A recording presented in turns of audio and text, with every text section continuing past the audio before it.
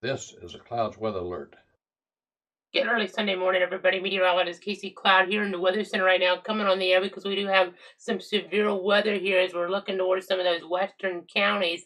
You do see a severe thunderstorm warning in Plato about 8 o'clock this morning for portions of Franklin and Liberty here within the viewing circle. So we need to go ahead and take this situation here a little bit more seriously. I know we've had a tornado watch in play, but we now actually have a warning for some severe thunderstorm activity, and there is some weak rotation, so even a tornado warning can't be ruled out as we're looking at things here. So definitely something to watch as we're looking at that Doppler perspective. We're seeing the instability come into play a lot more toward the south than we are the north. So we could even, really see this get a little bit stronger as it moves toward Tallahassee here over the next little bit based on some of the trends I've seen. You really see that little kind of bow indication here on the Doppler perspective right now. And I do see a new warning popping up in towards some of these other areas here as well. Now, Gadsden County under a new warning here until 8 o'clock. So that's just coming down here as well. So let me go ahead and just kind of look at things. I know that area here, some weak rotation just to the northeast of Wewahetska. As we've kind of watched these trends here in the overnight hours, the things had really kind of had trouble maybe quite reaching that warning criteria, but now that's kind of changed here over the last little bit. You can see around Bluntstown, we're watching some wind enhancement there. Definitely some stronger winds, and that's more in the upper levels, but trying to get down to the lower levels based on just how much instability we can get. And we're just going to have to watch this here for the next little bit. I know that new warning for Gadsden is until 8 o'clock. There also include North Central Liberty for 60-mile-an-hour wind gust and penny-sized hail. So gonna have to watch as these conditions kind of deteriorate here in those western Big Bend counties. I know in Georgia we've had some storms, but they haven't gotten warned here across our local counties. So that's kind of the storyline there as we're looking at things at this early hour. But again, just trying to give you guys the very latest on exactly what is going on here this morning, monitoring the overall situation. So, again, we have a couple severe thunderstorm warnings now, including portions of our area here.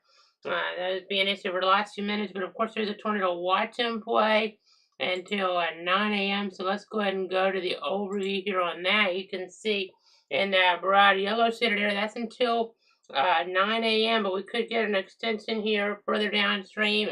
And in terms of not the space, but in terms of time here as we look ahead. And let's kind of remind you what a tornado watch kind of is meant to indicate here. So that means stay tuned for the latest updates. Have multiple ways to receive alerts. Of course, if a tornado warning gets issued, that's when it's about taking action here, and you want to seek such and such a sturdy build, and you want to get as many walls between you and the outside as possible. So I know it's very important to do that here as we're kind of monitoring the overall situation. So again, just trying to keep you guys up to date here.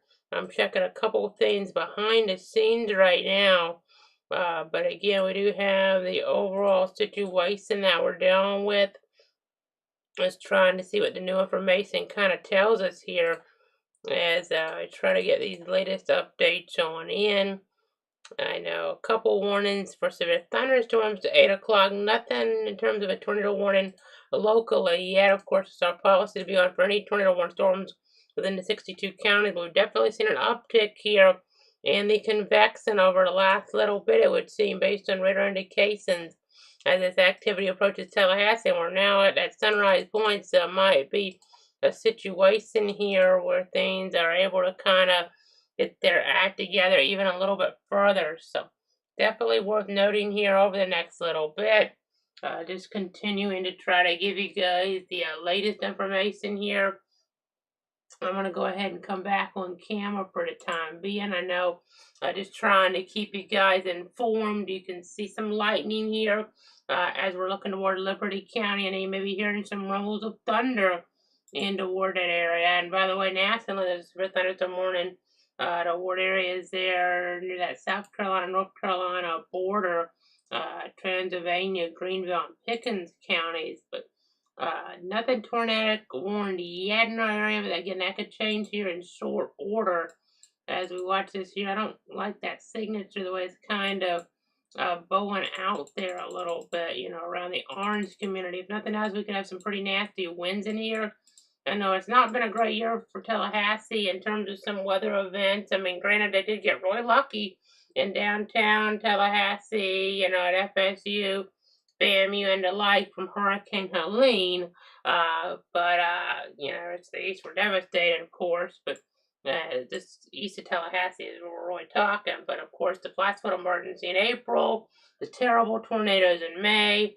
You kind of get the idea, and we don't want anything else here toward Tallahassee this year. And I don't love the trends. I'm not saying that's going to happen. What we had in April and May here, not expecting that kind of flooding. That's something I can rule out. And that tornado event here was something that really hadn't been seen in decades. The winds like that in Tallahassee, probably since Hurricane Kate 85. So it's unlikely we get to something like that. It's just, we got to be careful here because stuff had kind of been looking, not all that well put together. But I've been standing by here, for a while. I mean, this tornado watch has been in play for hours, since the wee hours. I mean, very early, 2 in the morning or so. And we're finally now getting some local severe thunderstorm warnings. But I suspect, unfortunately, that we could start getting some tornado warnings as well across the 62 counties, especially toward the Big Bend region. So let me go ahead and pull up our coverage map here. I know we're in Bradford County. We'll have to watch this accident around the lunch hour, give or take, as this tries to progress on in. So we're in alert mode. We have that logo red. It's all about protecting you, your friends, your family. But we're watching those western areas right now. Our very westernmost areas under this. So this could take a while, as that Jacksonville Jaguar game kind of tries to kick off around 1 o'clock. There could be issues here, unfortunately, in Duval County. So we're going to have to be very mindful of that. Let me come back on camera again. We're watching the trends. I know the interstate in Gaston County probably getting some pretty nasty weather there right now. So let me see if I can get some traffic cameras up here to help us understand the situation a little bit better. So bear with me here as I do that on our Florida 511 source. It'll take me just a second, but I want to try to get this latest information here to protect you, your friends, and your family. So let's see, it's right around, sunrise right now. So that does, it does help us here, unlike some other situations that we've had in the past with some hurricanes and the like. We're not necessarily seeing stuff at daylight. We're right there when we're coming on the air at daylight. So that's going to be able to give us some better vantage points here as we're looking at things with the overall progressing. And let's go into this system here. This is all flats. This is their I-10 mile marker 166.5 westbound east of Flat Creek. I know it's a situation here where folks may be headed home after, some time off from work here, extended break, but maybe they have to come back for the week ahead, possibly. I mean, there are some semis and other vehicles on the roads, and they could be encountering hazardous weather. So, again, this is a Florida 501 look there in the Florida Big Bend region, the Florida Panhandle region. Kind of telling now other story here this morning. The tornado threat not as high as what we had off toward the west, but it is not zero here by any stretch. There's no active tornado warning right now, but there's a tornado watch and there's severe thunderstorm warnings and tornado possible tags. We do have some areas of embedded rotation, so we just got to continue to watch things here this morning. Again, this is a live look at some of the acts in that Florida 501 perspective here. And this is just one vantage point on what is going on here this morning. I know we're just going to keep checking things here, keep monitoring the situation. That view out there further off toward the west. Let's get a little bit closer toward Quincy here at this point. This side's not going to help us. It was really blurry, so that wasn't going to give us a good vantage point. This one here, the weather's still good enough, so let me see if I can kind of co-locate things. Of course, it's just a one-man band here, so I have to do this on the fly. I'm talking to you guys, the viewers here, and we'll pull this one up for a moment. Let's see this view about Mama for 170 or so on that Florida 511 perspective. Again, trying to give you guys just the very latest information on what is happening here this morning with this inclement weather. I know we were kind of thinking maybe a few more warnings a little bit earlier on before 7 a.m. in our area. We didn't do that with any of those popping on up, in our area. They were just outside of the region. The instability and some of the perimeters just weren't there. I know with some of that storminess in Georgia so far, but now we're getting that sunrise point here. The models have been kind of inconsistent though in high res, trying at points to try to kind of weaken this out a lot and then kick it back up later. But it looks like we're kind of getting that increase in organization right now. This gets closer to Tallahassee this morning over the next little bit. So I know if you're heading out maybe for Sunday school here on this Sunday after Christmas, church services and the like, or just any other activity here that you might have. Let's kind of give you guys an idea on the timing of this toward the Tallahassee area. So they're saying this is moving. The Weather Service Tallahassee says this is moving off to the east at 35 miles an hour. So let me go ahead and kind of track this here. So, I mean, it's going to be a situation where, and thankfully we don't have, a lot of folks going to work here other than Sunday school, folks having to go to school on, buses, something like that. So the roads aren't anything like what they were that morning in May. Not saying this is going to be like May, but we just got to be kind of careful here. Hopefully things kind of wind back down, but it seems to be winding up a bit here. This gets closer to where Tallahassee, I know about an hour away, give or take, from Tallahassee. The speed can kind of fluctuate. It could speed up or slow down, but probably an hour, maybe slightly more from this moving into toward Tallahassee. In the FAMU area, the main FSU campus. Now I believe it's Tallahassee State College there. So again, that's kind of where we're at with things. As we're looking at the scenario, let's go ahead and pull up some of our parameters. We have a lot of supercell composite here. Our tornado parameters, well, they're up there at 1. That's enough if you have the instability, and well, the instability lacks some. That's been a limiting factor, but there's enough in here, 500 joules per kilogram, as we look right in here, and even out here, 600, 700 joules per kilogram of instability around Youngstown, Florida, just on the edge of the viewing circle, just outside of it, really there. So this is kind of what this has to work with. So as it comes into toward Tallahassee this morning, just got to be kind of careful with this. I know we're watching our local activity. We have the 2 warnings in play here. Let me just kind of look at this again. So we have the one for areas in our viewing circle of Liberty and Franklin, 8 o'clock Eastern, 60-mile-an-hour winds, Caribou, Apalachicola, St. George Island, some of the areas that could be getting impacted here this morning as we kind of look at things further off toward the south. And maybe a vacation trip, something like that, for the holidays. Or maybe you just don't reside there, full time, and you're gonna get some storms down there. Quincy, you see, east at 45 miles an hour. We're talking about the warning to 8 o'clock this morning, 60-mile-an-hour wind gust a possibility. So we just got to be kind of mindful here of what we're doing with what we're tracking here on the Doppler technology. So again, just trying to keep you guys as safe and informed here. 7:31 a.m. is the time here on this Sunday morning. I'm meteorologist Casey Cloud here in the Weather Center.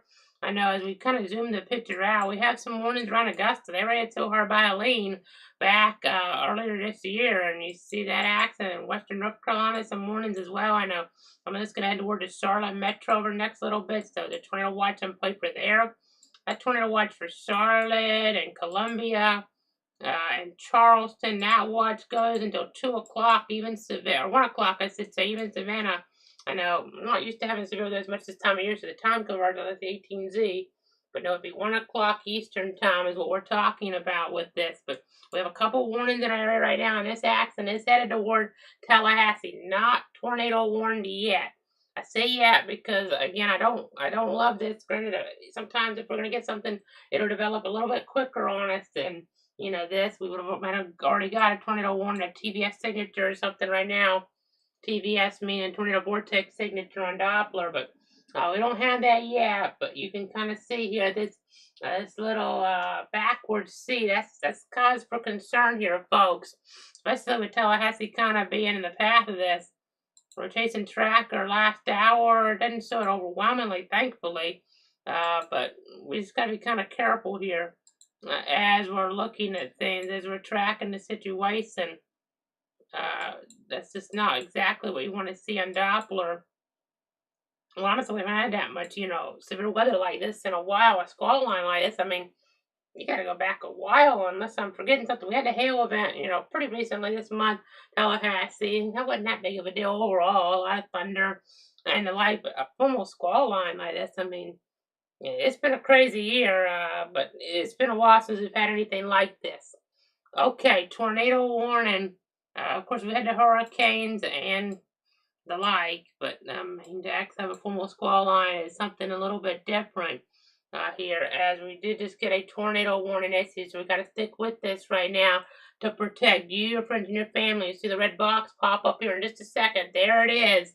So at 7:32, a severe thunderstorm capable of producing a tornado is located near Bluntstown, moving east at 40 miles an hour. So we now have a tornado warning within the viewing circle. We need to get folks into shelter here this morning. Again, we're watching this very carefully. So let me go ahead and read some more on this. So we're talking about areas there of mainly rural zones within Liberty County. It is a very rural county overall, but it does include the following locations, says the warning polygon, and those are Woods, Hosford, Lowry, Bristol, to name a few. And I know Hosford, you guys were hit so hard going back here in the timeline. We're covering that live for you a while back. So just be on guard there on Hosford.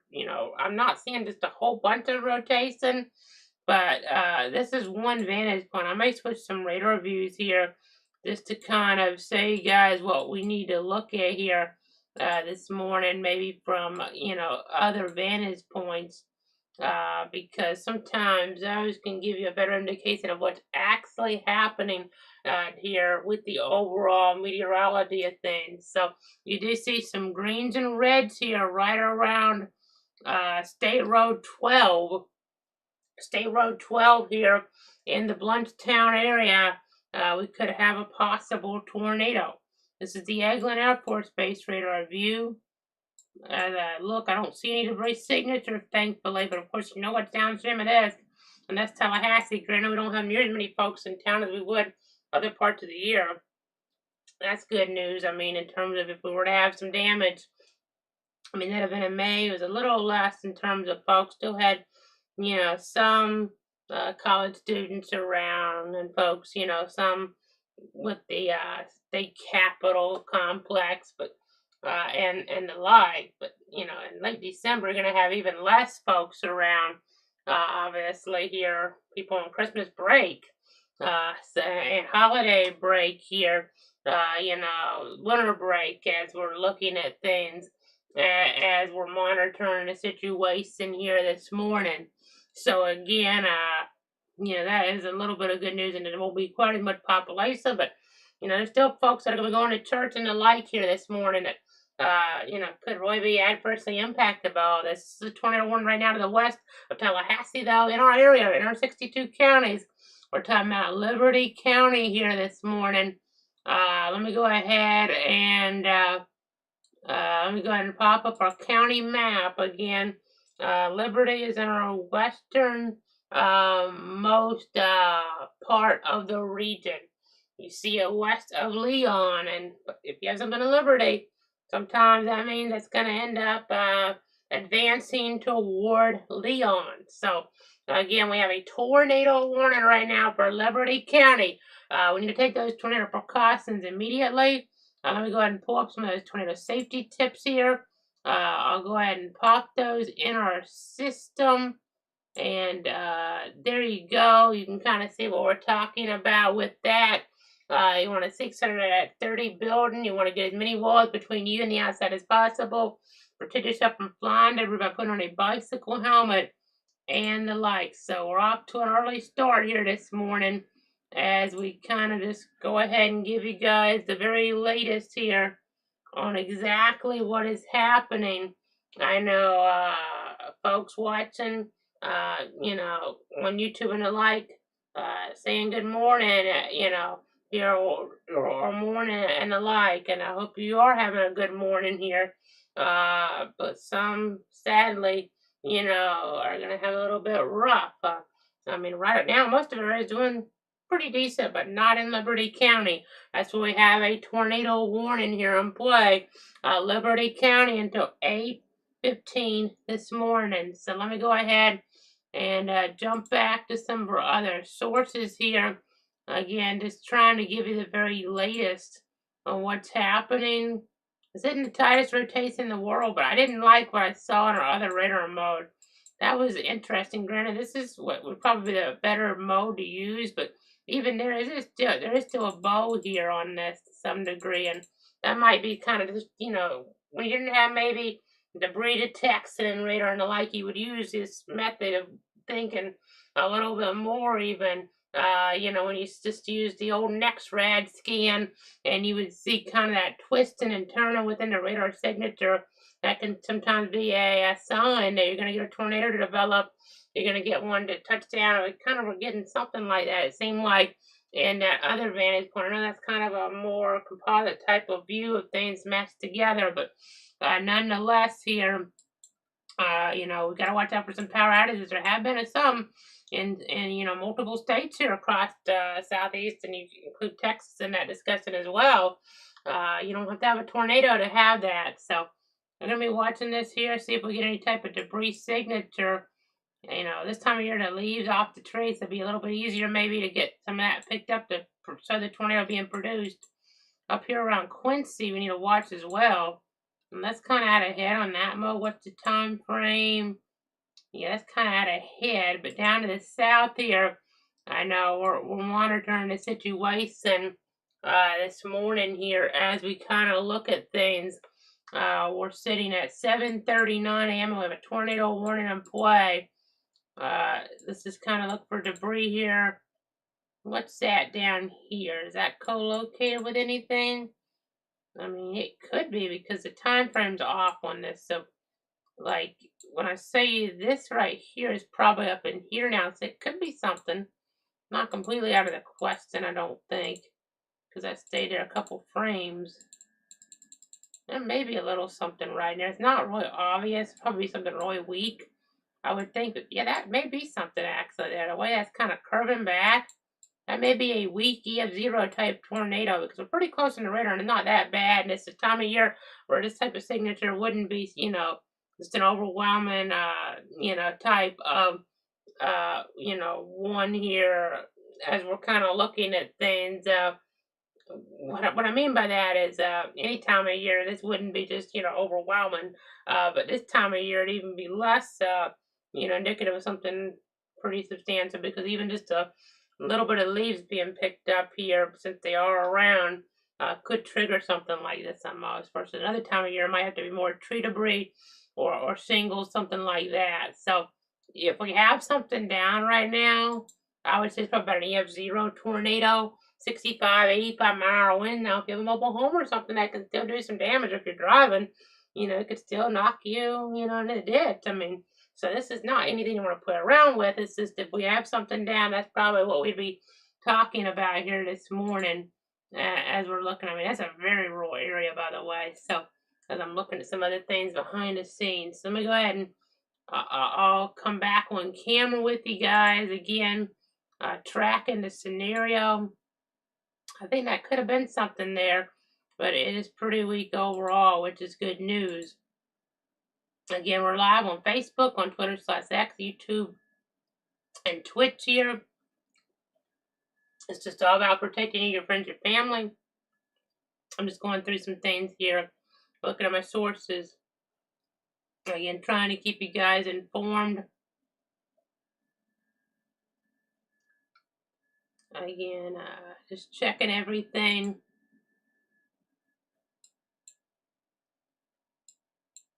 Again, tornado safety tips that they are. You want to go ahead and really seek such and such a sturdy building. Get as many walls between you and the outside as possible. Protect yourself from flying debris by putting on a bicycle helmet, something like that. Now, I want to make another point here. Now, this isn't, really, too important here right now, but I will kind of mention that as we're looking at things here, just overall, and I'll come back on camera. We're not going to cool down right away. Later on in the week, we will once we get a new year. But as we're getting to not, this is Sunday now, the 29th, but not this week. Now, at the end of this week, we could get close toward freeze. But at the end of next week, some long range models are pinpointing some very cold temperatures. So that'll be, something to follow here. There could be more to that too, in terms of like maybe wintry precipitation somewhere in the southeast, but it's too early to get into any more details than that here at this point. But we do have a new severe thunderstorm morning now until 9 a.m. for areas of Franklin, Gadsden, Leon, Liberty, and McCulloch counties. There's a tornado possible tag on this as well, so we have to be kind of mindful here. At 7:41, severe thunderstorms that were located along a line extending from near Quincy to 12 miles south of Greensboro to 18 miles north of Carabel to East Point there, moving east at 40 miles an hour. So that's a pretty big warning. Got to remain alert for a possible tornado to spin up within that large yellow box. Wakulla, eastern Gadsden, southeastern Liberty, Leon, eastern Franklin counties. This includes Tallahassee, Woodville, Carabel, Tallahassee State College, Florida State University, East Point, Quincy, Havana, St. Mark, Midway, Crawfordville, Florida A&M, as well as St. George Island, Doak Campbell Stadium, Wakulla, Franklin, South Choppy, Lake Bradford, the Jewel Fire Tower, and Wakulla Springs. So, gotta be watching that red box. That could, get extended off with a new polygon into Tallahassee in the midst of this severe thunderstorm warning. But this kind of broad resting thing till 9 o'clock here. Severe thunderstorm warning for a lot of areas further on off toward the east. So that's something to kind of be mindful of here as we're watching the overall scenario. I know, just trying to keep you guys safe here this morning. It's an early start, a Sunday holiday weekend, holiday period here. But we're on the air to protect you, your friends, and your family. We were on late last night with the tornado warnings out west, and now this morning we're on here on all the different platforms because we have a tornado warning for a portion of one of the 62 counties I cover here. We haven't had too many of these lately across our area, but we have one right now for Liberty County. It's albeit not the most overwhelming signature at the moment. But, we got to watch that potential here as this gets closer in towards some more populated areas here as well. It's just something to kind of be mindful of here as we're looking at the overall Doppler technology. So let me go ahead and see where else I want to go with this. We might have folks waking up, like, in our areas further off to the east and just want to see what the model guidance is showing here. So let me go ahead and kind of get some of that ready to go for everybody as the progression does occur. Now that 21 is still going 8:15, 7:45. A severe thunderstorm capable of producing a tornado. It was located 12 miles east of Bluntstown, moving east at 45 miles an hour. So, and I gotta go ahead and mention this here too now. Why kind of thinking about this? We've had some pretty low risk ground start over these, last, several years in December, where we've ended up having some tornado touchdowns. So that's why you got to remain alert anywhere in our area, Roy. Maybe, northwest of Albany, that threat's kind of dropping off because of the way the pattern is. But other than that, as we're looking at things, just remain alert for these rapidly changing weather conditions here as the scenario does go on. So I know things like that Jacksonville Jaguar game, there could be some impacts here weather-wise. So let me go ahead and jump on over to our other mode. We're talking about 8 o'clock this morning as we're kind of looking at things. I know, we'll be giving you the latest updates, obviously, as necessary on the different platforms here, Facebook, Twitter /X, YouTube, there, Twitch, and Cloud.com. And if we are on a break, on YouTube, you can back that stream up at Clouds Weather and see what you missed. So keep that in mind as well. But okay, so we have the current warnings, but this is what the forecast model is on for 8 a.m. Now, the stuff in Georgia, is weaker than this is some, and Florida is doing a pretty good job. And we'll just have to see if, how this holds together because, that's right around 1 o'clock or so where the Jags would potentially be kicking off. I know we're watching down toward Tampa, too, because there could be some impact there. A little less chance, but could have some impact of that scrub around 1 o'clock-ish. A little earlier, a little later, because there's a game down there, too, in the NFL. And it has a lot more implications playoff-wise. In Jacksonville, there are no playoff implications, just about that NFL draft. But, just kind of interesting here as we're watching things with that forecast model information as we look ahead. I know, as we're talking about the NFL and the like, just wanted to kind of send my thoughts and prayers here out to the family and friends of Greg Gumbel. He passed away there, a legendary CBS Sports broadcaster, on Friday of cancer. Just a terrible loss for the sports broadcasting community. As I know we're in the middle of a tornado warning, but just wanted to kind of make sure I got that out there real quick. He's one of the biggest icons in sports broadcasting history, quite honestly. As we go ahead and go back on over right now to this tornado warning, you can see that red box here, west of Tallahassee. We look here at the rotation tracker. Not seeing a whole bunch of rotation, but again, that signature on radar, you kind of still see it on that mode. It bends back, and that's going to be an issue sometimes, and we just have to be kind of aware of that here this morning as we're looking at things. Just continuing to monitor the overall scenario here. I know we just got a marine warning to the south as well, but we're just continuing to watch the winds here. There's some really strong winds too. We gotta be really careful with this, folks, because it develops so quickly here in May. I don't want us to have anything like a repeat because all of a sudden we get like 100-mile-an-hour wind of velocity. It kind of snuck up on us in a situation. We're starting to see an increase in these base velocity winds. This is now showing winds at 75 miles an hour in here, folks. Headed, even if we don't get a tornado with this, they're headed in the general direction of Tallahassee here. So be ready to treat this like a tornado situation in Tallahassee with, even if you don't have a tornado-like winds. We don't want a repeat of what happened in May. We had fatalities in there in Leon County, and I'm seeing 75-mile-an-hour winds of velocity. We had over 100 then.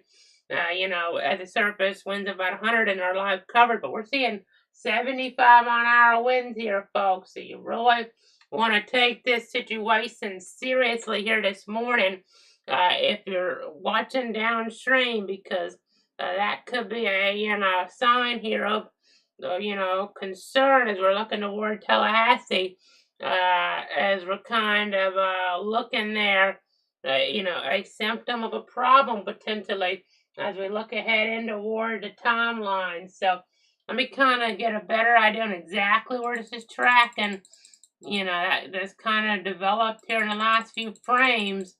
And it's sunrise, this is not, that far off at the time of day we had all that action back in May here. So we got to be careful. There's a chance that this here could go a little bit more like this up toward like Midway. And then it could, be on the north side of Tallahassee. So we're talking about, Bradfordville, Kelowna Estates area, somewhere in there. with some concern later on here in the next, hour or so. So that's something to be very mindful of as we're looking at things here this morning with our Doppler perspective. I know in Georgia so far the instability hadn't been there. We had the storms, but they have been sub-severe, which is good news. You see how things are more disorganized looking up there, but they're very organized in Florida here, and especially Maine radar. But this is not great here. Not as bad as what it looked like in May right now, but we haven't had that many squall lines since May, and for it to even look anything like that is cause for concern. I mean, that was an a thunderstorm watch. This is a tornado watch here, so you actually, there was very little expectations. Granted, some of the models were kind of aggressive with some activity. Well, here, the expectations a little higher. Models have been kind of aggressive at some runs, and other runs not so much. So, be kind of careful here around Tallahassee. Hopefully, we don't get anything like what happened in May. We had it was a warmer pattern than this.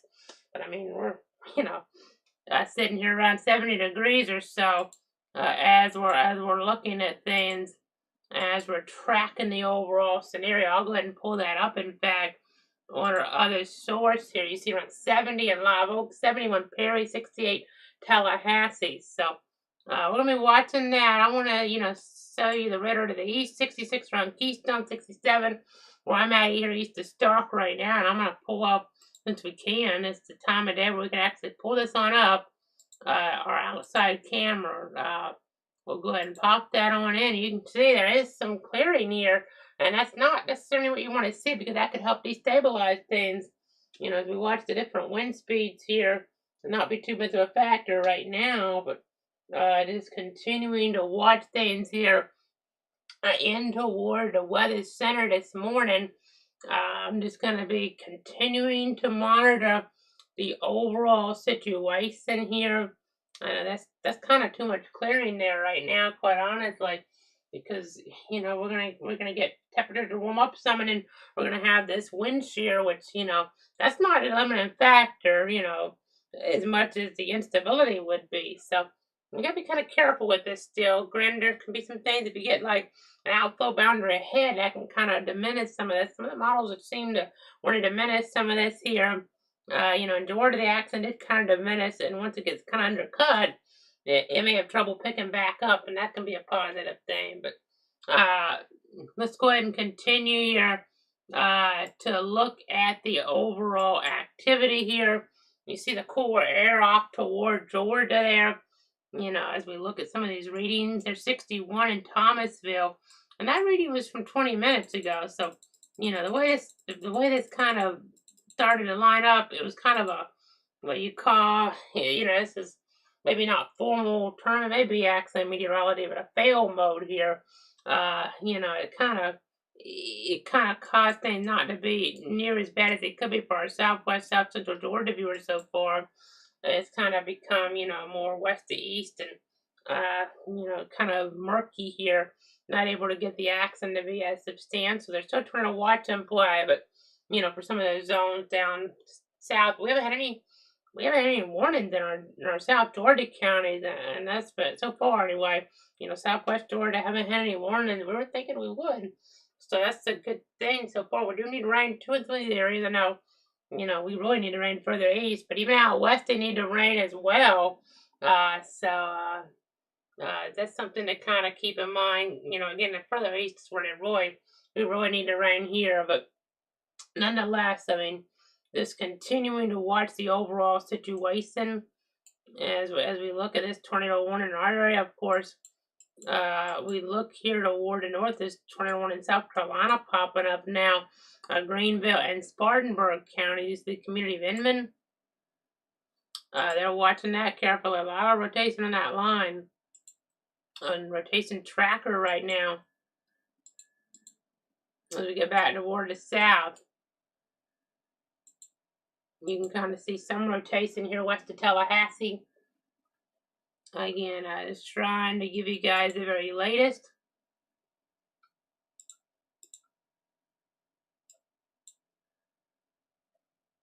Again, watching storm velocity here, base velocity. Some pretty strong winds still. that I'll be moving into toward Tallahassee here over the next little bit. So that's showing some wind there to about 65 miles an hour. So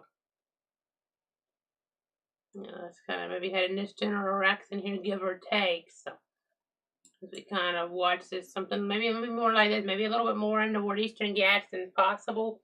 But we'll just continue to watch the trend on this here as we continue to advance here in the timeline. Of course, you still have some of this nasty weather, even on backside here, that could still be cause for concern, as well as we go ahead and see that the tornado warning continues at 8:15.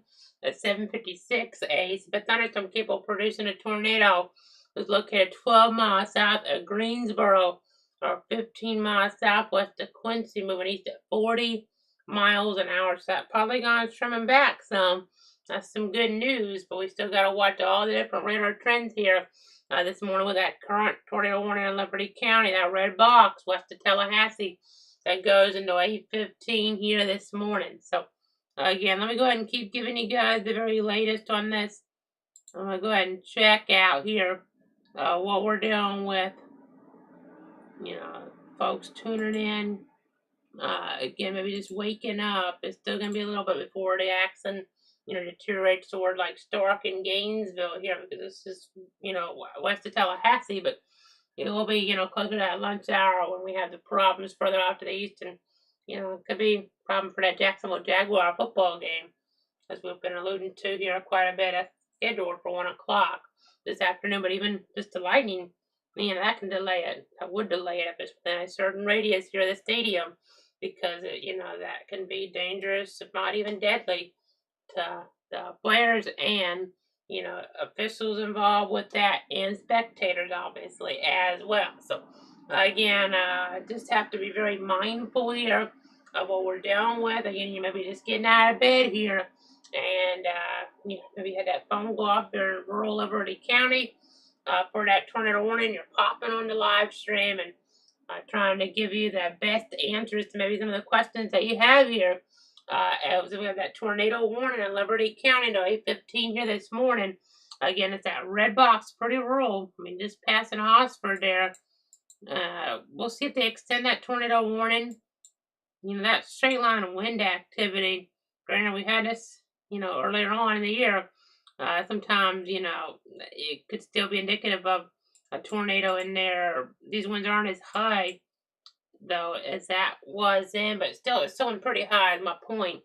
Sometimes you can get enough of that divergence in winds here away into toward the radar to still have that tornado potential be maintained and, potentially produce even a tornado. So, again, we just have to be kind of mindful of that. This is just east of, it looks like, on street level map and State Road 65, just west of State Road 267.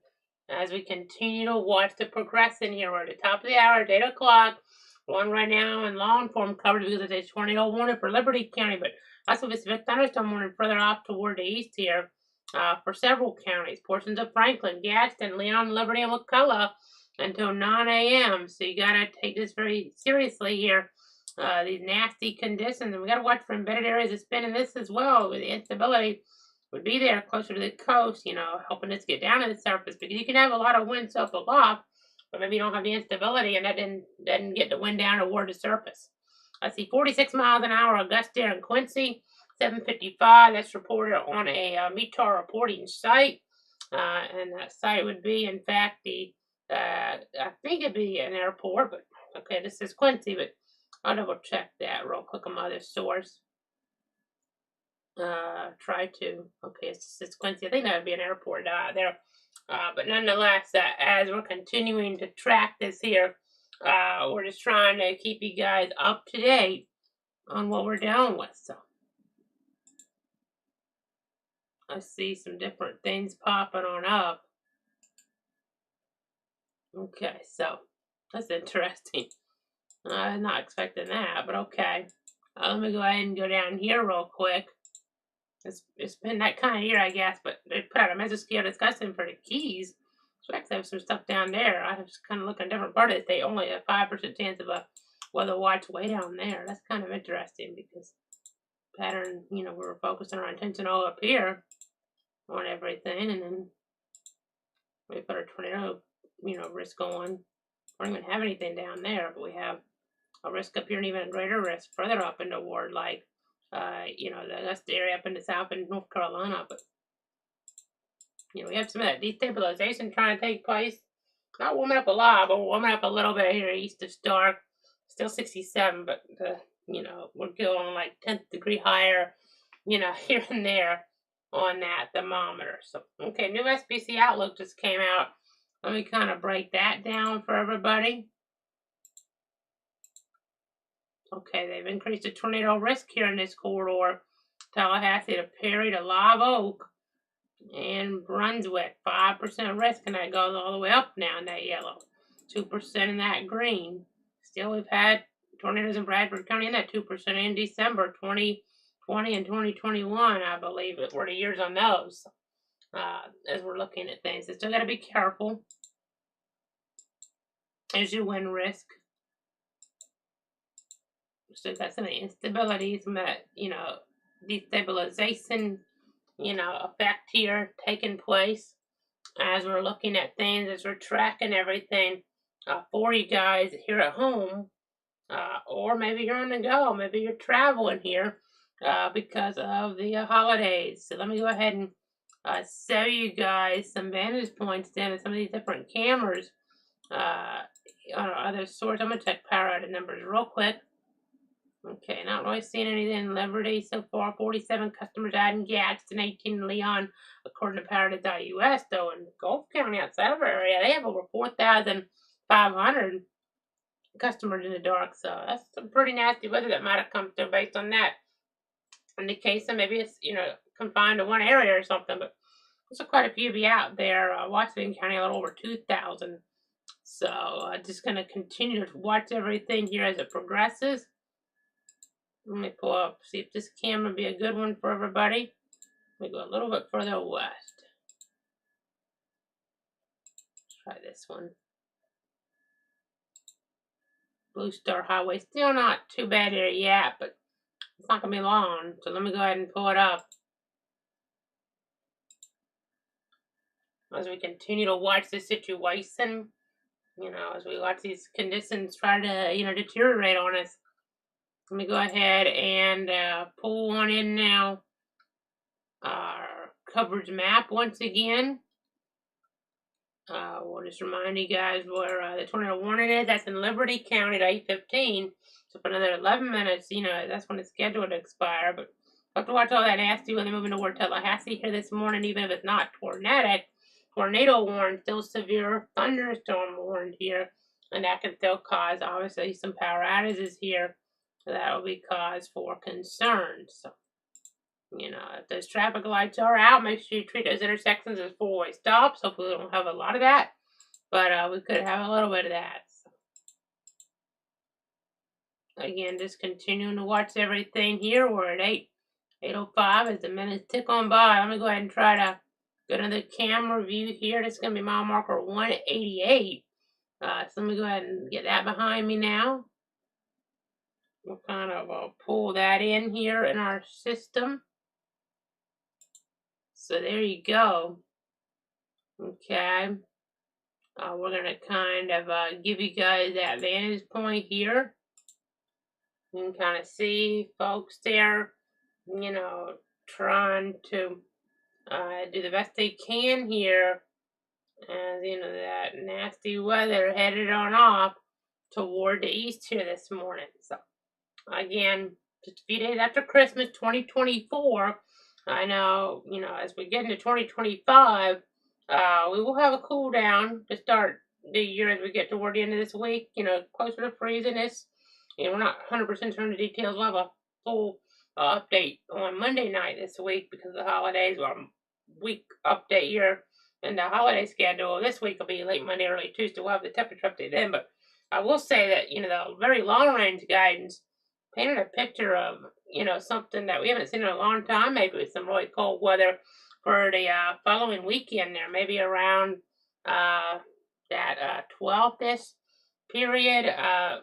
11th. I'm trying to do the math on what would be the weekend there, but as we're kind of looking at that, I mean, just kind of course, New Year's is on the 1st, so we're talking about, so the 11th and 12th, something like that. Maybe we have some very brutally cold weather potentially, but it's long range.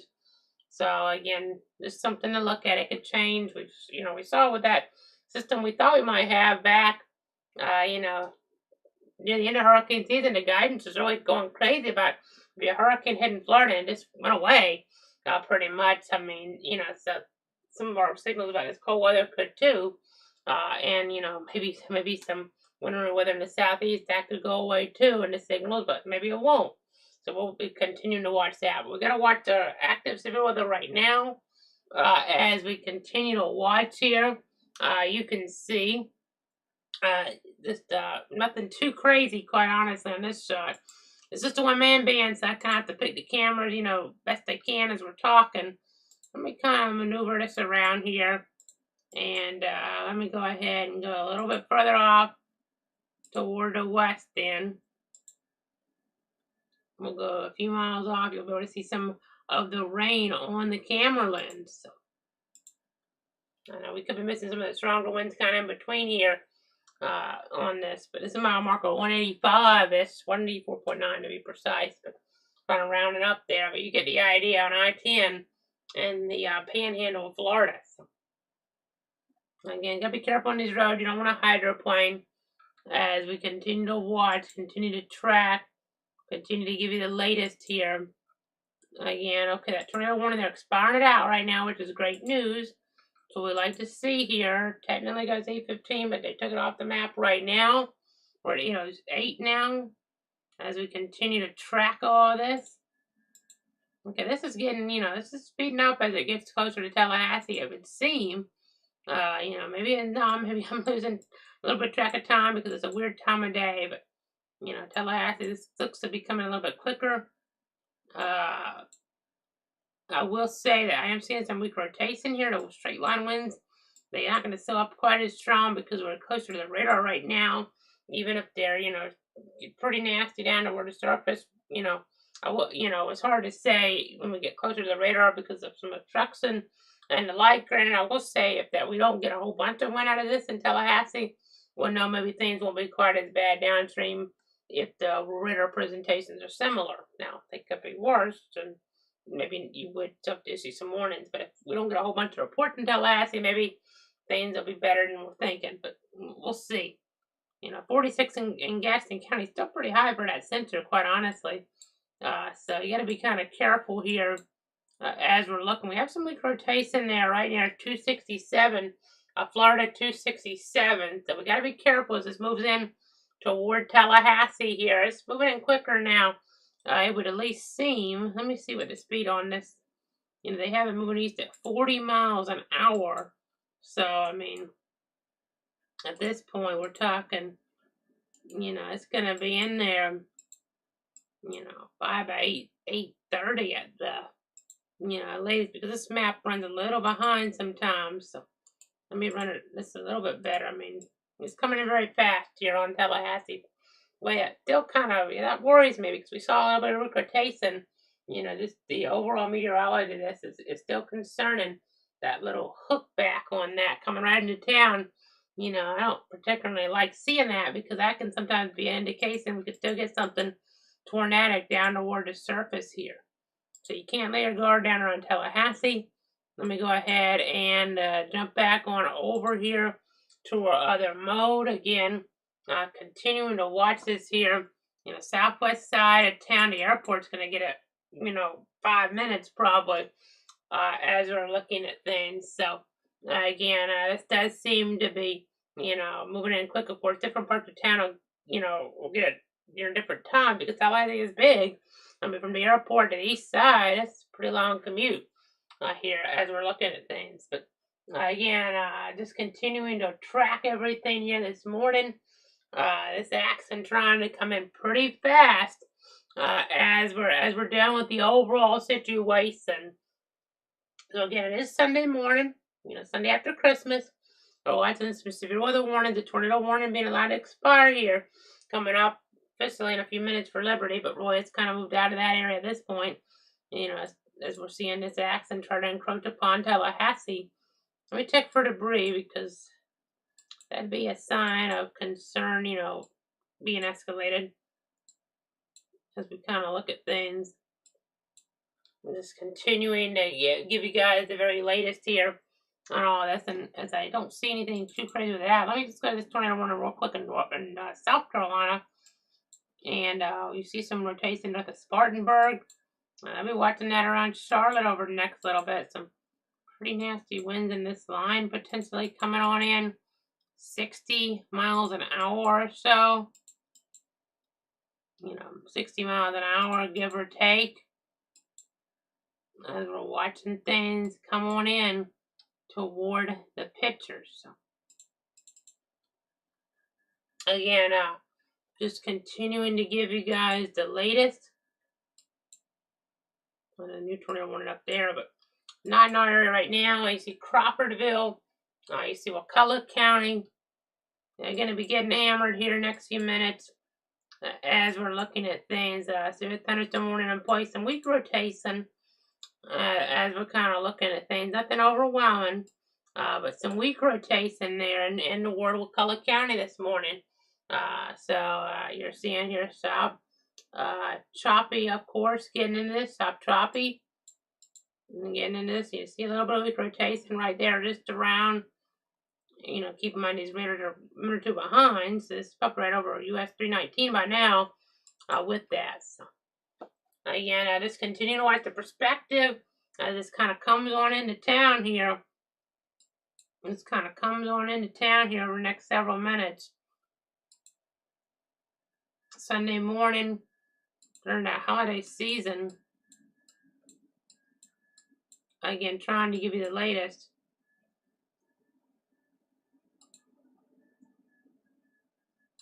Just checking some different perspectives here. We'll kind of say a shot here. This is toward the State Emergency Management Building here. This is on the Florida 511 system. It's the Emergency Management Trailer Camera. So I'll pull this up real quick. This is an interesting view. I don't think we've started this one before. I think it's pretty new, at least here into the system. So I'll go ahead and pull it up right now, and you can kind of see a nice perspective of things. You know, granted, it's, you know, getting darker out there, and some of that wind kind of picking her up a little bit as we're tracking the overall situation here this morning. So again, giving you guys a view on what's going on there toward Leon County. You know, some of those conditions getting a little bit nasty. That palm tree here is kind of behind me, so I just kind of, you know, you kind of turn around here and show it to you like this. I know maybe not the best view, but at least kind of helps you guys out just a little bit here with that. So again, just trying to let you guys know what we're dealing with here right now. Let me jump away from that for the time being. Again, that's kind of, you know, anything east side of town, but we're just trying to watch everything here.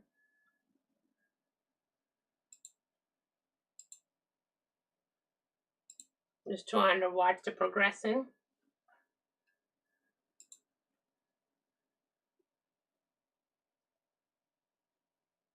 Again, let me go ahead and pull this one up. Again, nothing so too much right there, but again, we're just going to see how things kind of deteriorate over the next few minutes.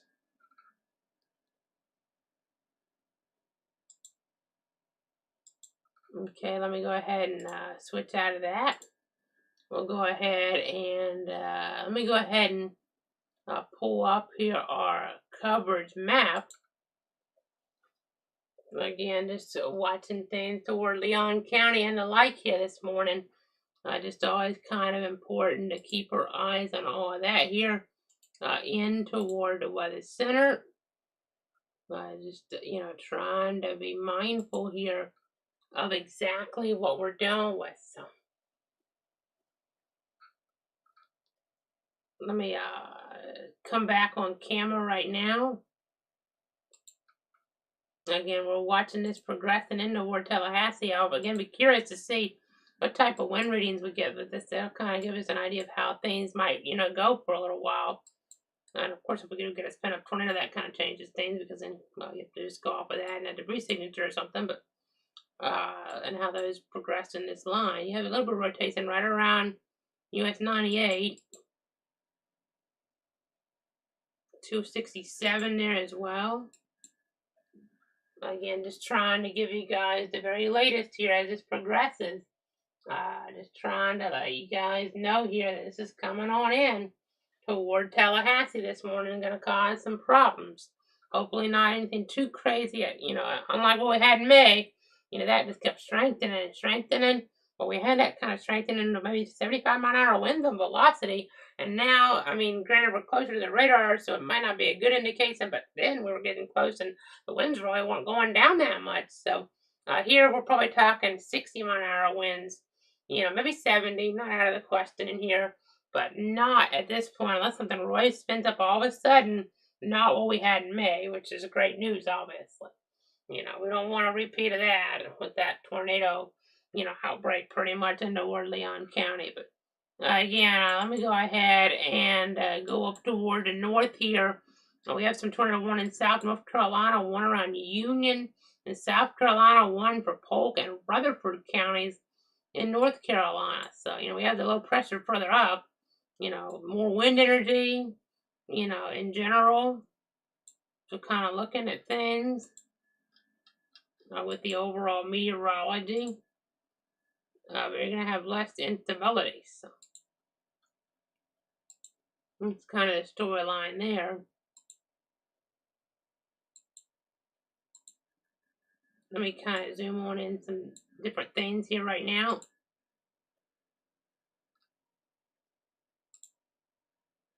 Okay, this update is severe thunderstorm warning. Okay, so it's at Penny Says Hill earlier on. Okay, now they're still going. Penny Says Hill, 60-mile-an-hour winds. Tornado possible tag at 8:18. Severe thunderstorms located along a line there extending from 12 miles east of Havana to near Tallahassee State College to near Crawfordville to 12 miles southeast of Carabel, moving east at 40 miles an hour. So Tallahassee, Woodville, Tallahassee State College, Florida State University, Quincy, Havana, St. Mark's, Midway, Crawfordville, FAMU, Oak Campbell Stadium, Wakulla, over towards South Choppy, Lake Bradford, Wakulla Springs, Florence, South City, Quincy Airport, Bloxham. And by the way, earlier on, we're getting our delayed report in now. Washington County, the Panhandle, a tree down that River Road and Steep Hollow Road outside of the area there. But that's around the Henson's Crossroads. So that's kind of the story information, coming in from the 911 call center. So I want to make sure I relay that to you guys there at home. It gives you an idea of maybe what these storms could be capable of. And, we see it a lot in Tallahassee and haven't had any, really crazy lines come through in a little while. So probably have some downed trees in Tallahassee. So, that's something to be mindful of. We had a hail event, I guess it was a week and a half ago, give or take. This time of year you lose track of time, but we had maybe a tree fall, and some hail occur. It wasn't too crazy, but it was noteworthy. But this is a little bit more organized, obviously. We have a tornado watch in play and severe thunderstorm warning. I know that tornado watch just goes technically, to 9. We haven't had an extension yet. Now, I think what happens in Tallahassee, if they don't already have it kind of decided, what happens here over Tallahassee over the next, 15 minutes, 30 minutes, that might kind of decide on what happens if they want to go with a watch downstream or not. If we get a whole bunch of reports, I'm sure they would. If we really don't get a lot, then maybe we get, maybe just the isolated warning here or there and we don't get a watch. But if we get quite a bit in Tallahassee, then that means things are verifying. I mean, you probably get a lot more warnings, you get a watch, and we're probably on here a lot more. We're still going to watch for spin-up tornadoes no matter what. In those low-end days back 2020, 2021 around, that December month, that we didn't really have, much escalated concern, especially the 2021. In 2020, we did have kind of ramp up last minute on us on Christmas Eve. Ironically, 2021, I think it let me do the math. Yeah, 2021. Okay, let me remind myself. The 2020, that was the event as we were looking at things on Christmas Eve, were things that kind of ramped up that day. Then 2021, this last second, things ramped up, and that was not Christmas Eve. That was right before the terrible outbreak in Kentucky and the like. There, the Mayfield tornado was, a few days later. But again, we had low end risks, so you gotta be careful still. That's what I'm trying to say as we continue to watch the overall situation. So again, let me go ahead and pop up some other modes here. Okay, we just got a tornado warning now. Okay, till 9 o'clock for Jefferson, Taylor, and Wakulla. I'm seeing some stuff down there. It's not for Tallahassee then, but we're seeing some rotation down here, and unfortunately, that has prompted some escalated concern now. So a tornado warning, a possible tornado to Crawfordville, moving east at 45 miles an hour. So this is a radar indicated tornado, Jefferson, Taylor, Wakulla counties, possible tornado near Crawfordville, moving east at 45 miles an hour. You can see some of that rotation on the Doppler. Not sure, there could be a little bit of debris on that. It's a vague signature, but there's a little something right in there. Right in there as we're looking. Just north of Wakulla Beach. The St. Mark's takes shelter. If you're in that area, surrounding zones. Almost looked like something was trying to touch down there for a second. This tornado warning goes all the way, out pretty far into some rural areas further off and toward Taylor County there, and even, further back at Jefferson County as well. So new tornado warning at 9 o'clock now. At 8:21, a severe thunderstorm capable of producing a tornado was located near Crawfordville, moving east at 45 miles an hour. And getting these warnings to pop up, would tend to have our probabilities of a watch being issued downstream. Help. This would help those go up. So again, let's go ahead and keep watching things here. But also, we're getting more warnings south in North Carolina now. Tornado warnings, one northwest of Columbia in South Carolina, another on Union, South Carolina, and a third here northwest of Forest City. Pretty strong winds in here, could knock down some trees and the like. This accent eventually gets closer off toward like Charlotte and the like. So, that's, some of these areas like Rock Hill, they're going to be getting into this here next little bit. Just kind of watching the overall progression here. Watching that overall progression as we're dealing with the overall situation here. The radar helping that area. The terrain kind of plays a role here in messing with things. And that it's harder to see what's going on, but gotta be mindful of all that there up toward the, upstate of South Carolina and the like. Back to our local tornado warning right now.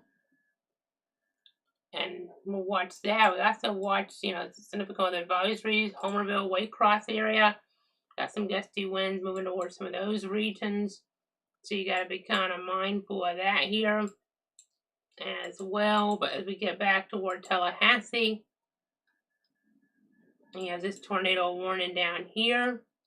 Take shelter St. Mark's as we get toward Tallahassee proper. I know it is getting nastier and nastier in town, I bet. Let me go to that emergency management camera. If we can pull that one up again. That live view, that'd be helpful. There's some still sides, but we actually have a live view 45-1 view on that emergency management trailer cam. It's be interesting to see if we can kind of get a better look at how this deteriorates a little, possibly. So we're going to pop that in again into the system. Watch how things go. You can kind of see here the dark skies. Now, I'm not sure what direction this is facing. But I kind of want to think that it'd be a little darker if we're looking right into the storms as they're coming in, but versus the opposite direction or an opposite direction. But Again, just continuing to monitor things here. I know we have an active situation, active tornado warning toward Jefferson, Taylor, and Wakulla counties here this morning until 9 a.m. A 21 is a thunderstorm capable of producing a tornado. It is located near Crawfordville, moving east at 45 miles an hour. So you need to take those tornado precautions there right away around Crawfordville and downstream St. Mark's and the likes. Again, just trying to keep you guys up to date here. Let me pop away from this vantage point right now. You can see Tallahassee right around Lake Bradford Road, State Road 61, and of course up toward I-10 they're getting into it as well. Let me get a camera up there, a view of that maybe. Right exit 199. Or maybe we'll go back just a tad. You know, so if we can get the deteriorating conditions at around 197. The mile marker there. Pop that in for a second. Florida 501 view. Of course, we don't have cameras right at the coast. I wish we did because, you know, I'd be going to those, of course. But, you know, going back all the way to Texas, that pattern with the rotation near the coast, you know, was a story yesterday.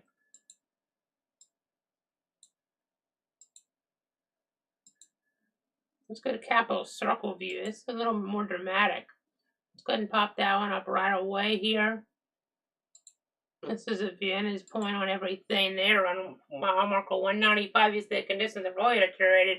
You know, it only takes a mile or so, and you see how things are a lot worse as we're looking out there on Capitol Circle. So, mile marker 195. You know, as we kind of get further back there toward the west, it kind of helps tell that weather story. So, again, I just try to let you guys know here what is happening. Interstate 10.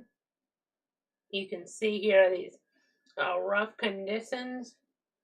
Definitely don't want to be driving in adverse weather like this. So, really take it easy on the roads here this morning as we're looking at things. You see the flashes. Hopefully it's just lightning, no power flashes. Hopefully, but it wouldn't take something overwhelming to cause some power flashes. You know, it doesn't even have to be a tornado to actually, you know, have a power flash here or there because it's the damaging winds coming through. These aren't overwhelming winds, but they're still dangerous here coming through the capital city here this morning. So that's the view right now on that. Let me see if we can kind of go up a little bit more since try to catch this here live. A little bit toward Old Bainbridge. I mean, 3 miles east, you still don't really have it, which you'll see here on this. I mean, that's the viewpoint right there. Not near as bad yet, but Old Bainbridge Road. Okay, but you see how nasty it is around Tallahassee proper? Just with all that red on the Doppler, all this purple in the Doppler, and the like right in the metro. Again, just continuing to track that.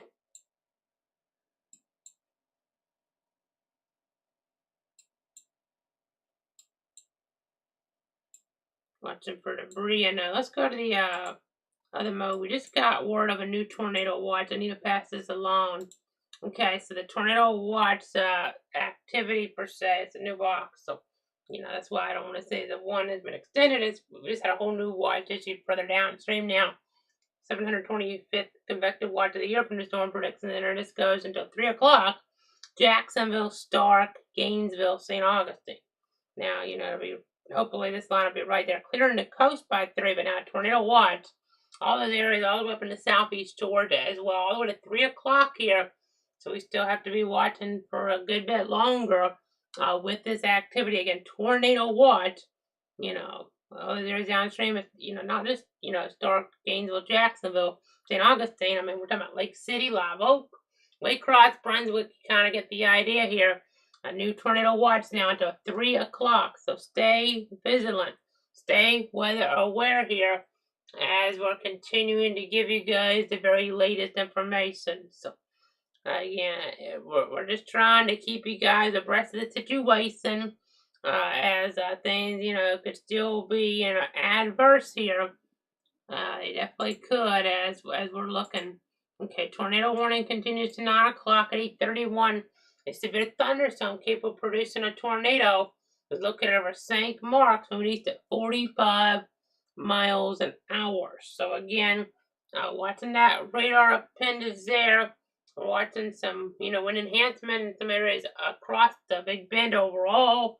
So we have to just be careful about that. I know warming up, ever so slightly here, half degree here there around Stark. I mean, since, just the last little bit with some destabilization, that can be a cause for concern here as we're looking at this situation. We see the red box, that's a tornado warning to 9 o'clock, Jefferson, Taylor, and Wakulla counties. At 8:31, a severe thunderstorm capable of producing a tornado is located over St. Mark's, moving east at 45 miles an hour. Here's our other vantage point. See the polygon as it just gets trimmed back as we're looking at things here. You see some of that green and red right around Newport.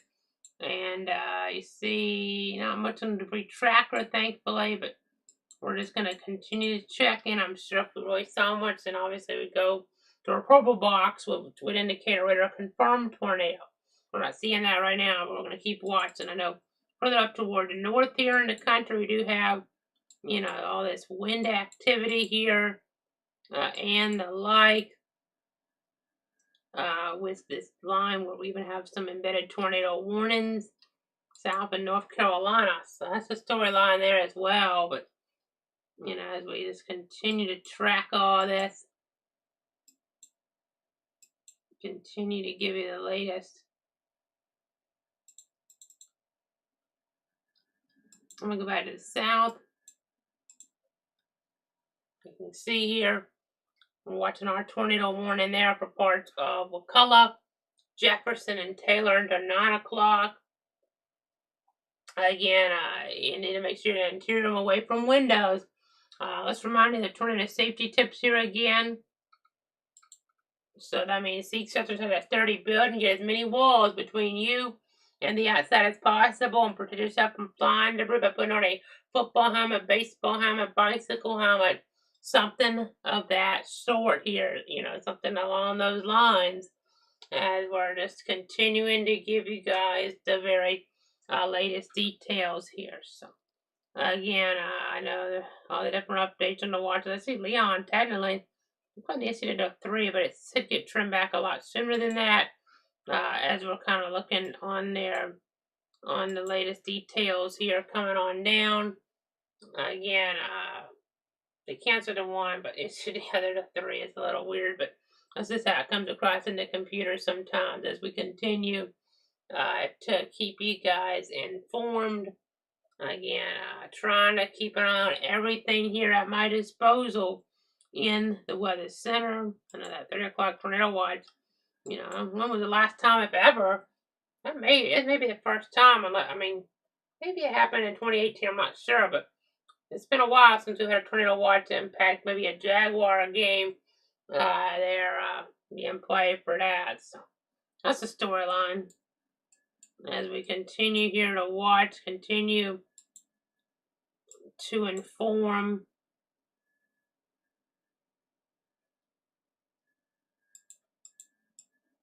I'm going to go ahead and pop back up here. Another view.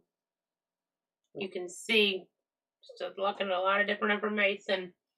We have that new watch until 3 o'clock this afternoon. And we're just going to continue to give you guys the very latest. I would take a break generally at this point since I've been talking for so long, but I would rather not right now with that tornado warning because we're probably, it's not a guarantee, but there is such a lull in the night. We didn't have anything for hours to come on for even. At some point we'll probably have a lull. We don't have a tornado warning active like this, and then we can kind of go to half-hour updates, especially if this is, in between some of the bigger cities. So that, that's the plan right now. Hopefully we don't get this to just be, one after another. But it's not out of the question that we could. So, with some of this, as this accent comes on through, I'll be really curious to see how much of the wind you're up at in Tallahassee. I haven't seen a lot so far. 18 miles an hour on that one sensor. So, it's possible we're not really getting a whole bunch outside of any possible tornado that tries to touch down. Even then, it might make, that indication harder to actually come down toward the surface. If the Doppler's showing something, but the winds aren't producing straight line, well, they can produce within a tornado, but maybe, it just doesn't quite happen because we don't have quite enough of that destabilization. So we'll see as we continue to watch. You don't really see anything on the debris tracker of note there. I mean, it's a pretty tight rotation just north of US 98. It's a pretty rural area though out there, quite honestly. That's headed closer up towards State Road 59. US 98, the big road out there, I guess you could say, as we're looking at things west to east, east to west, however you want to look at it. But again, you see coming on through here, we'll have to see if they extend this if a thunderstorm warning. The tornado warnings goes further out than this if a thunderstorm warning does, both in space here and I think in time as well. Let me double check this. The tornado warning 09, well, okay, not in time, but in space it does, because we don't have a yellow box out here yet, is what I'm saying. So based on the report in Tallahassee, that might kind of help decide that or not. So again, we're just going to continue to look at things, continue to track things here. I know we have some folks watching. I appreciate you guys tuning in. Looks like a viewer there talking about how we had to see a thunderstorm warning canceled out of Liberty County a little bit earlier on, it appears. So that accent kind of moving a little bit further off toward the east here, but then some winds picking up Tallahassee. And the tornado warning, there's not a tornado warning right now in southeast Leon, but there's a thunderstorm warning. I believe that would include southeast Leon County. And then just continue here. Stay tuned for the very latest. As the minutes tick on by, we're just trying to give you guys the latest details here. So, southeast Leon, by the way, is getting a lot of severe thunderstorm activity right now. But not a tornado warning officially. That is technically for Jefferson, Taylor, and McCullough. So again, that's kind of the storyline there. As we're seeing here, just some of the different numbers that come on in. Let me pull up the tips for tornado. Okay, they are going just for thunderstorm warning downstream. I was curious about that. Okay, so we won't pull that up quite yet. They'll continue the tornado warning, by the way.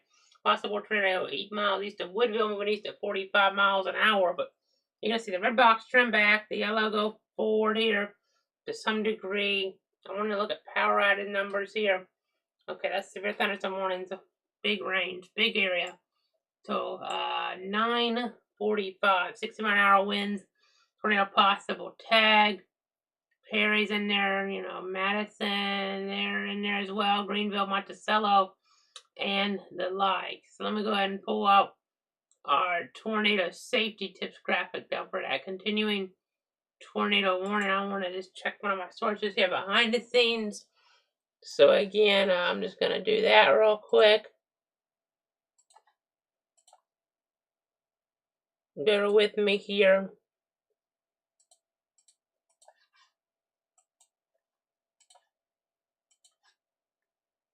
Okay, a little over 10,000 customers out in the state of Florida now. FloridaPower.us, 274 in McCullough, 526 in Leon, 468 in Gadsden, 1,461 in Liberty.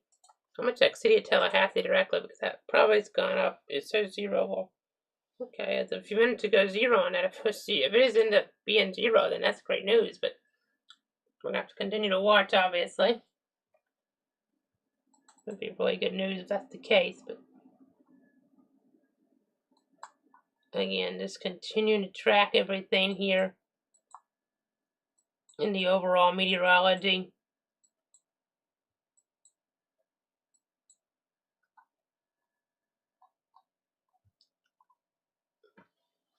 Again, just checking my sources here.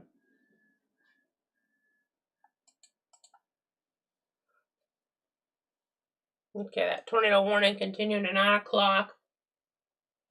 8:38. Severe thunderstorm capable of producing a tornado located 8 miles east of Woodville.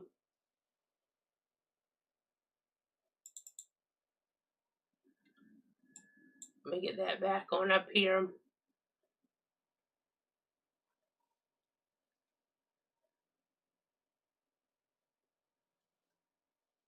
So here you go. Oh, by the way, we're getting a report of a tree down near the intersection of Florida State Routes 20 and 73 in Calhoun County, Clarksville, Florida, a little while ago. But here's our current ongoing tornado warning along this line.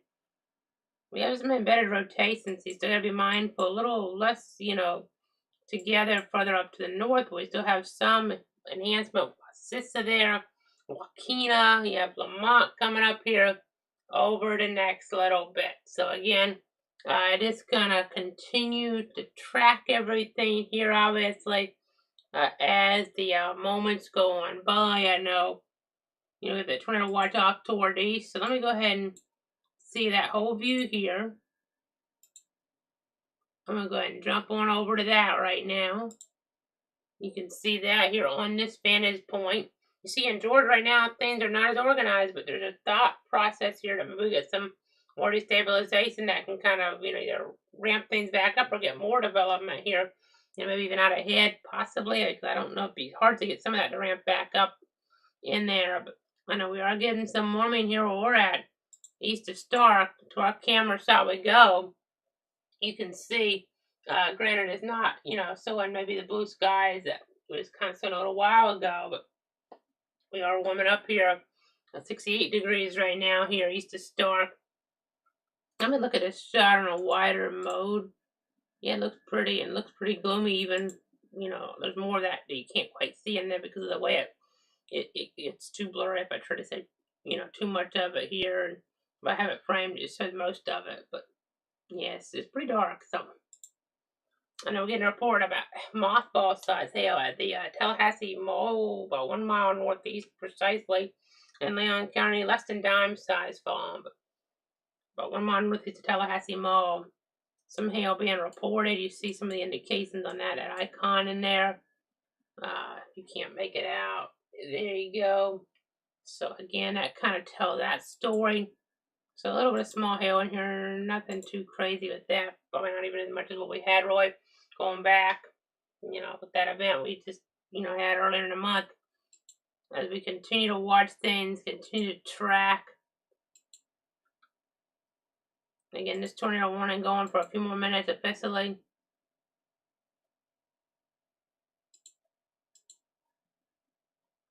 Again, continuing to watch it, continuing to track it. There's still some rotation there. It's not really organized, but you still have to be kind of careful. There's a shear marker on that. And shear marker up here too. So some weak rotation around some of these communities here in far eastern Leon County. Again, just continuing to track all this, continuing to monitor it. I know we repeat ourselves sometimes because we're on for so long, but it's, one-man band here, and I'm trying to give you the latest as we've had, now a couple tornado warnings across our viewing circle this morning. Right now, one for Jefferson, Taylor, and Wakulla counties does continue for another 15 minutes as of now. So let me go ahead and pull one up, our coverage map. Okay, so let me go ahead and remind you guys where that is. In terms of the geography, we're talking about Jefferson, Taylor, and Wakulla. So we're looking in the eastern Big Bend, Roy, as we're watching the progression, especially, Jefferson and Taylor.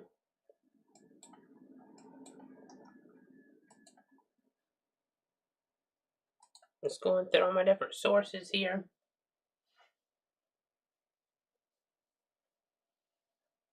Again, just trying to keep you safe.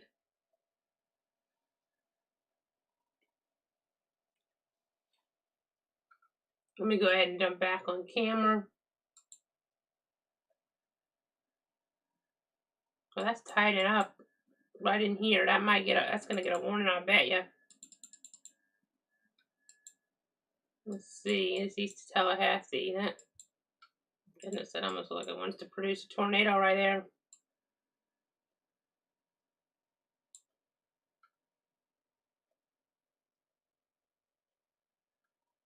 Capitola, that region. I think I'm pronouncing that right. I should know by now, but you know, that's an area there that we don't talk about a whole bunch. It's not really populated too much, but there are some folks that live out there.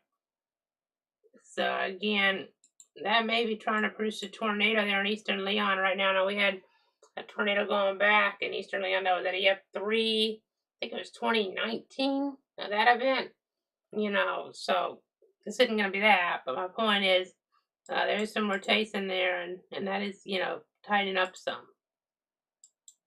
I mean, this is showing winds of about, you do the math, 60, 70 miles an hour, gate to gate shear, trying to evolve here.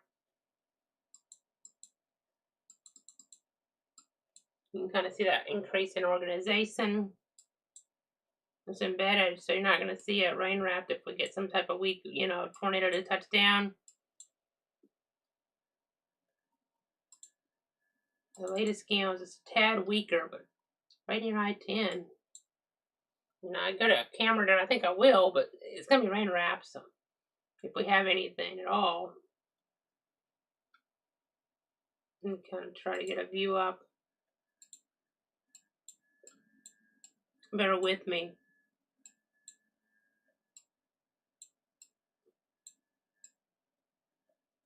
Just trying to get my bearings here geographically.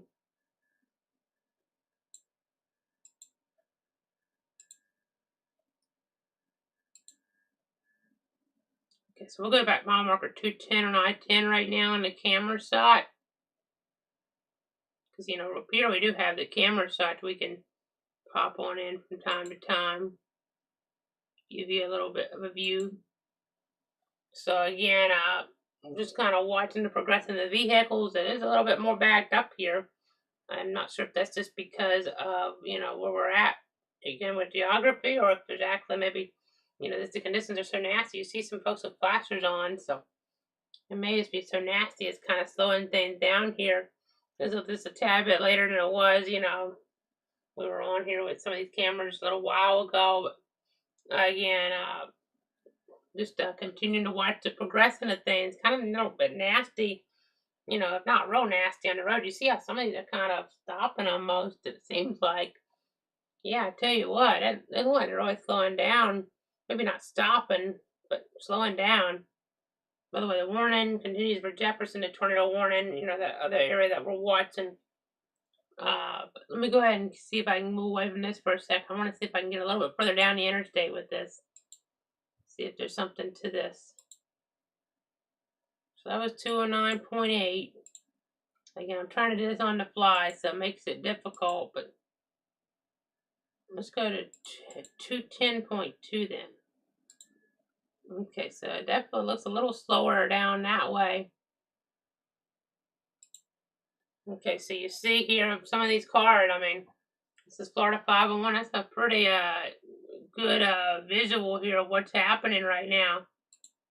I'm just continuing to track the situation. See so many folks with their lights on as they need them on, obviously, in this type of environment.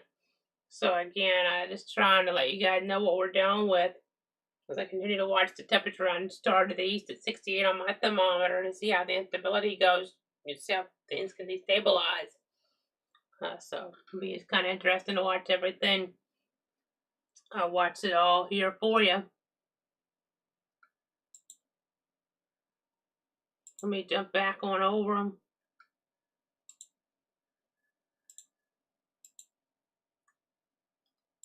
Yeah, there's that lingering tornado warning. Again, we had some stuff up here that looked kind of interesting, though. Goodness. I mean, that wasn't overwhelming, but could have been a little really quick, weak touchdown in there, right near the interstate, not out of the question. It could just have to be maybe a little bit of hail, though. You know, that we had to report you know, that hail on mothball size, so maybe it could just be that too popping up. You can get stuff embedded in this really tricky nature as we're down with this situation. Can make things tricky, that's for sure. As we're looking at it, as we're tracking it.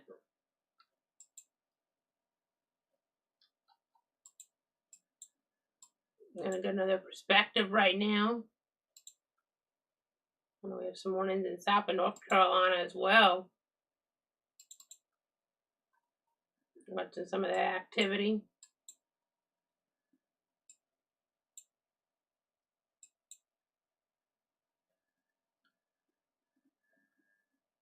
I'm just trying to keep my eyes on it.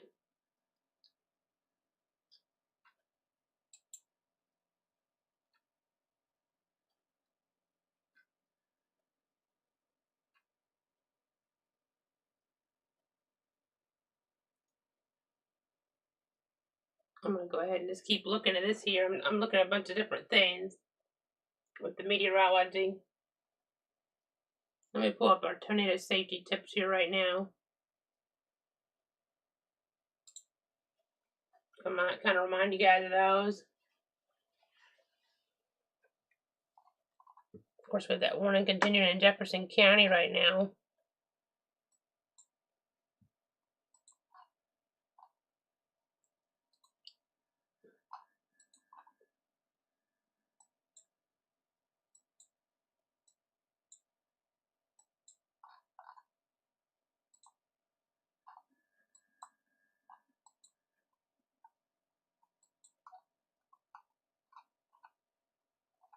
I'm just going over some more information.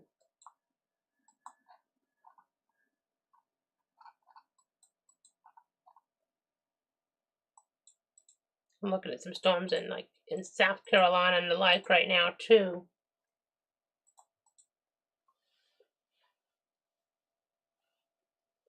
Again, 8:53 is the time.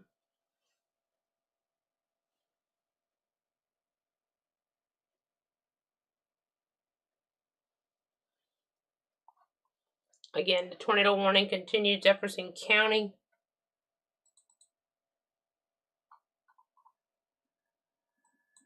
We've watched some other areas of recruitation east of Tallahassee as well, so you got to remain alert for rapidly changing weather conditions. Again, I'm doing some things behind the scenes right now. It's just a one-man band. I didn't want to jump off for that tornado warning, but need to check some things here real quick here. That warning going for a few more minutes, but watching some things here right now in other regions.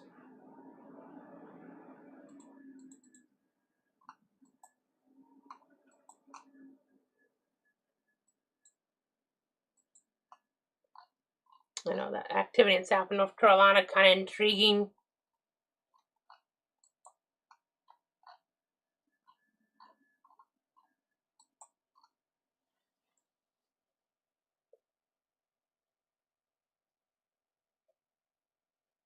Again, the time right now, it is 8:54 on this Sunday morning, December 29th, 2024.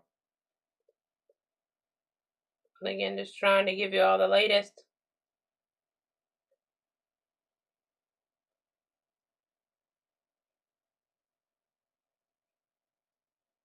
New tornado warning Jefferson and Madison now. So we'll jump back to that in a moment. But at 8:54, a severe thunderstorm capable of producing a tornado was located 11 miles south of Monticello, moving northeast at 50 miles an hour. So watching that here carefully. Just watching that progressing.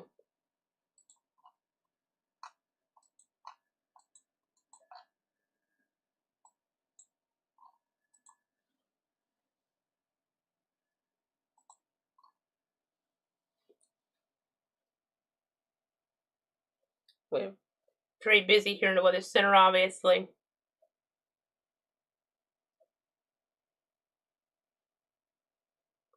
So I don't want to go anywhere with tornado warnings ongoing.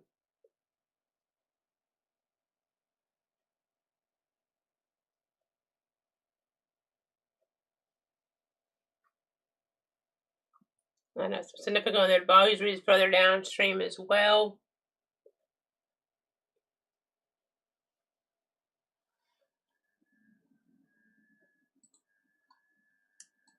You know, could cause some issues here with down tree limbs and the like.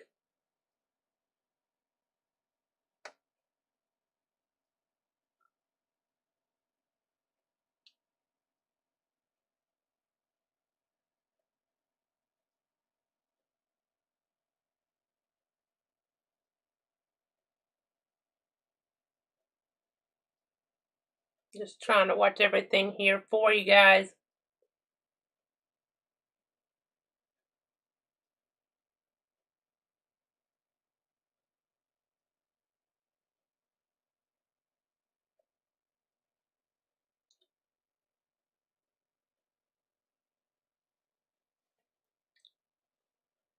So again, there's your tornado safety tips.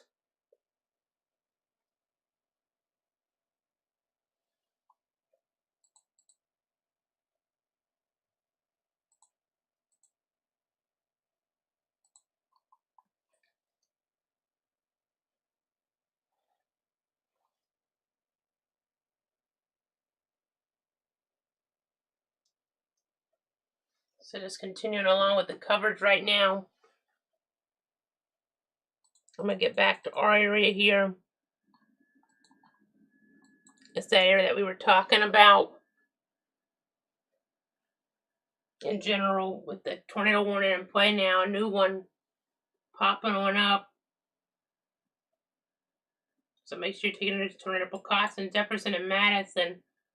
So let me go ahead and kind of pop that back in here for everybody at home.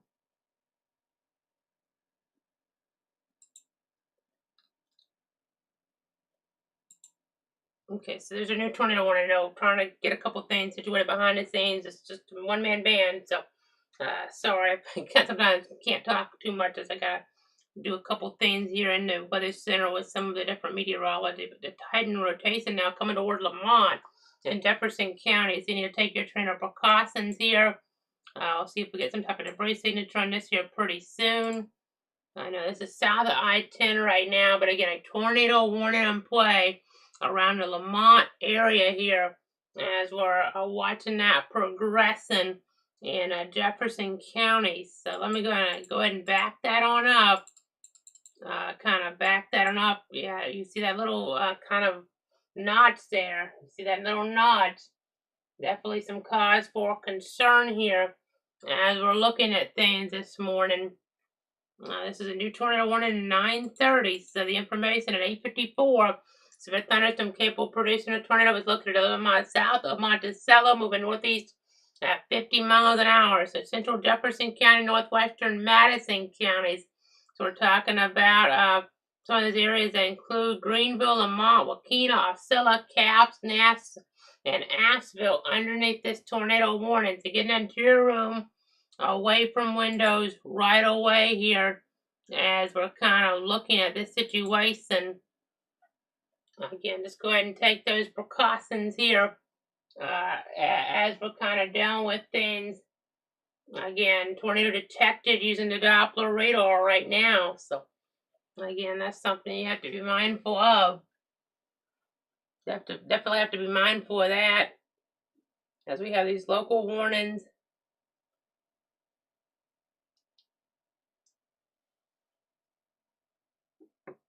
Again, just trying to give you guys the very latest.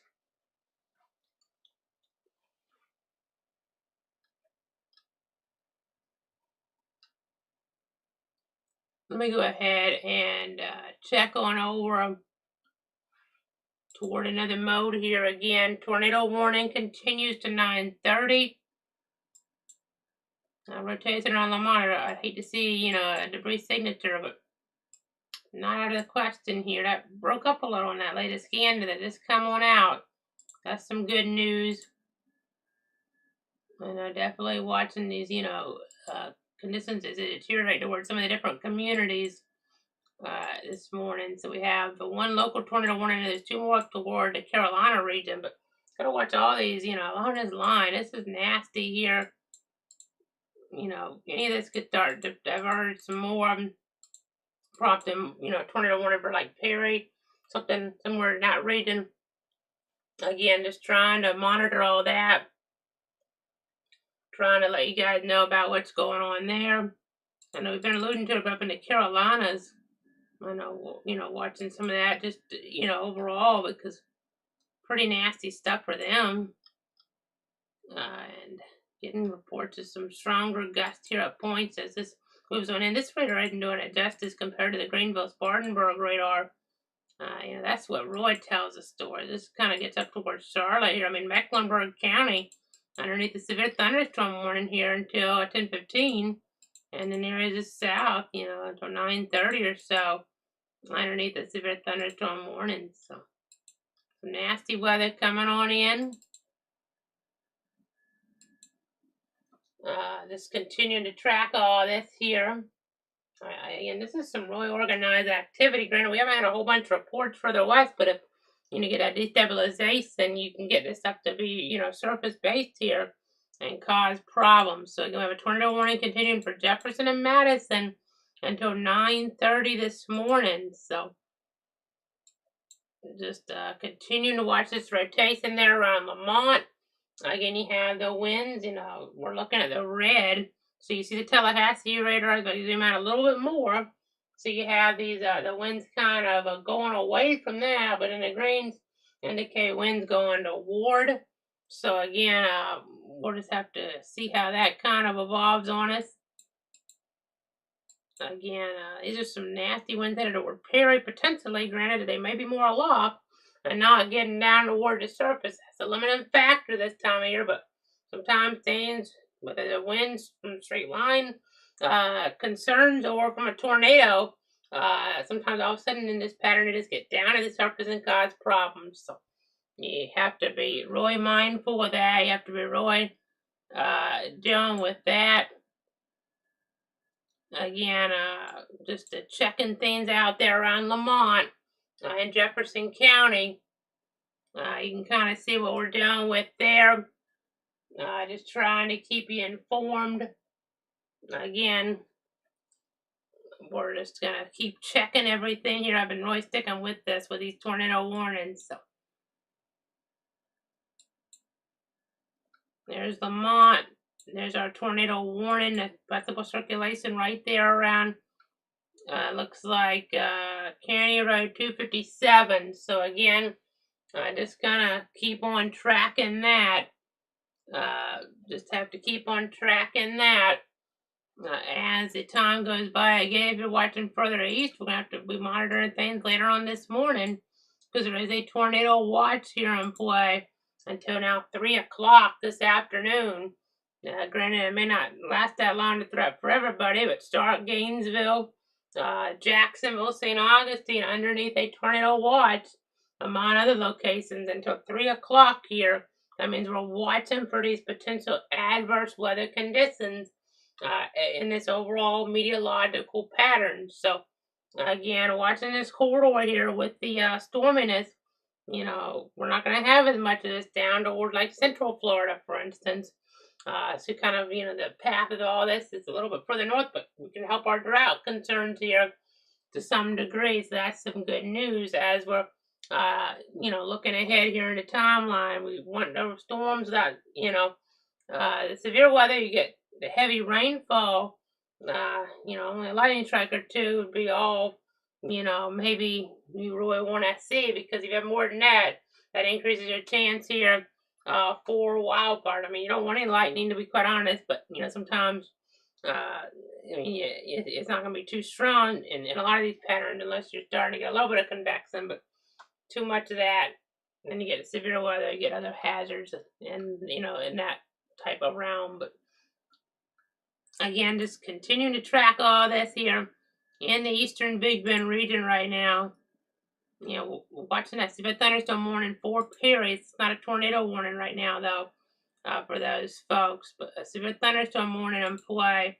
Just got to make sure that we don't get a tornado warning for that area. If we get some rotation to intensify there, we could get a tornado warning to be required. But again, one thing I do see about this here is if we can get some of this, to go further away from the higher instability, then that can reduce your threat of the tornado potential. But that instability is still pretty high. It's just slightly lower further to the north, and that, in that little pocket there. But I know we're getting a report of tree down, County Road 65, Gadsden County, 5 miles northeast of Lowry. That's from 7:54 a.m. this morning.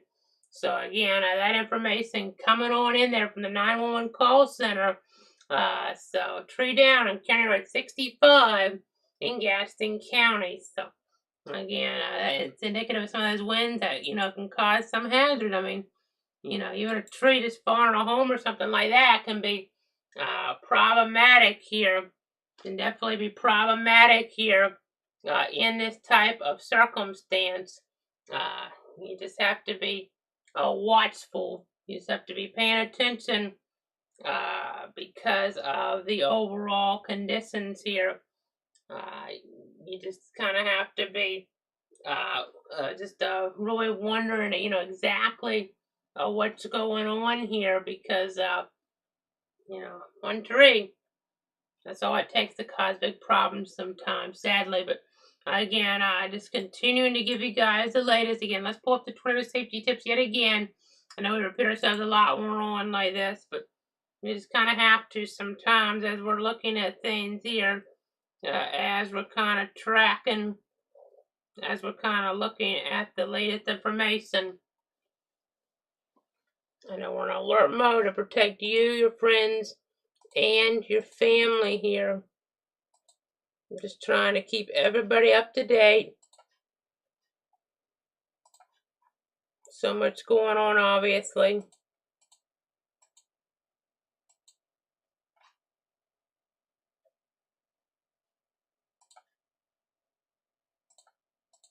Just going through all my different sources here behind the scenes and the like.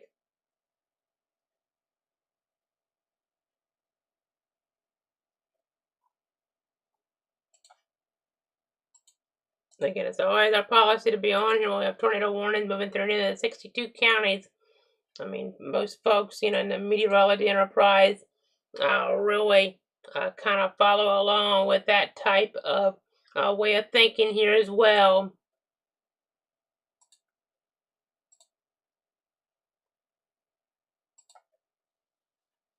Again, continue to track all this. Tornado watch, okay. I was kind of wondering about this. Why? This will be some good news for you guys in Leon. So let me go ahead and pull this on in. Let me take off Mezzo radar and look at that tornado watch gone there for Leon. They added it to 3. Well, they give it and they take it away, and it's good news for Leon County here. The weather service dropping them. They added them longer because of the way the new box was being drawn up. But the situation, the way it kind of set on up here, is that as things kind of just had to progress like that. They only needed it just a few minutes past 9. They didn't want to do a local extension, but they wanted to add some of the counties for longer, and it just worked out better. So Leon, you're no longer no watch. You still have some lightning around, so still be careful. But that's definitely some positive news there. But still be careful. Lightning can still be dangerous. But the tornado threat really wrapping on up, winding on down for you guys. We'd like to see that. But again, tornado warning still continues for Jefferson and Madison until 9:30 this morning. So it's all about taking those tornado precautions, getting into your room away from windows here as we continue to watch everything here for you. Again, a tornado warning here is in place. So very important to take those seriously. When you have that red box, I'm going to make sure folks on Twitter/X, I want to put our tornado watch out here.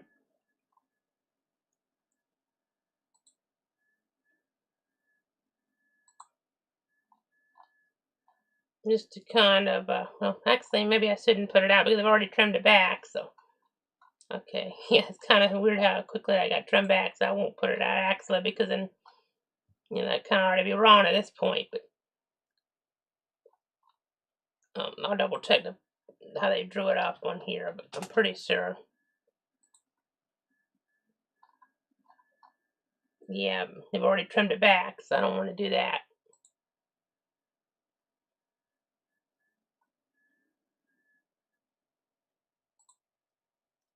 So still continuing to watch everything.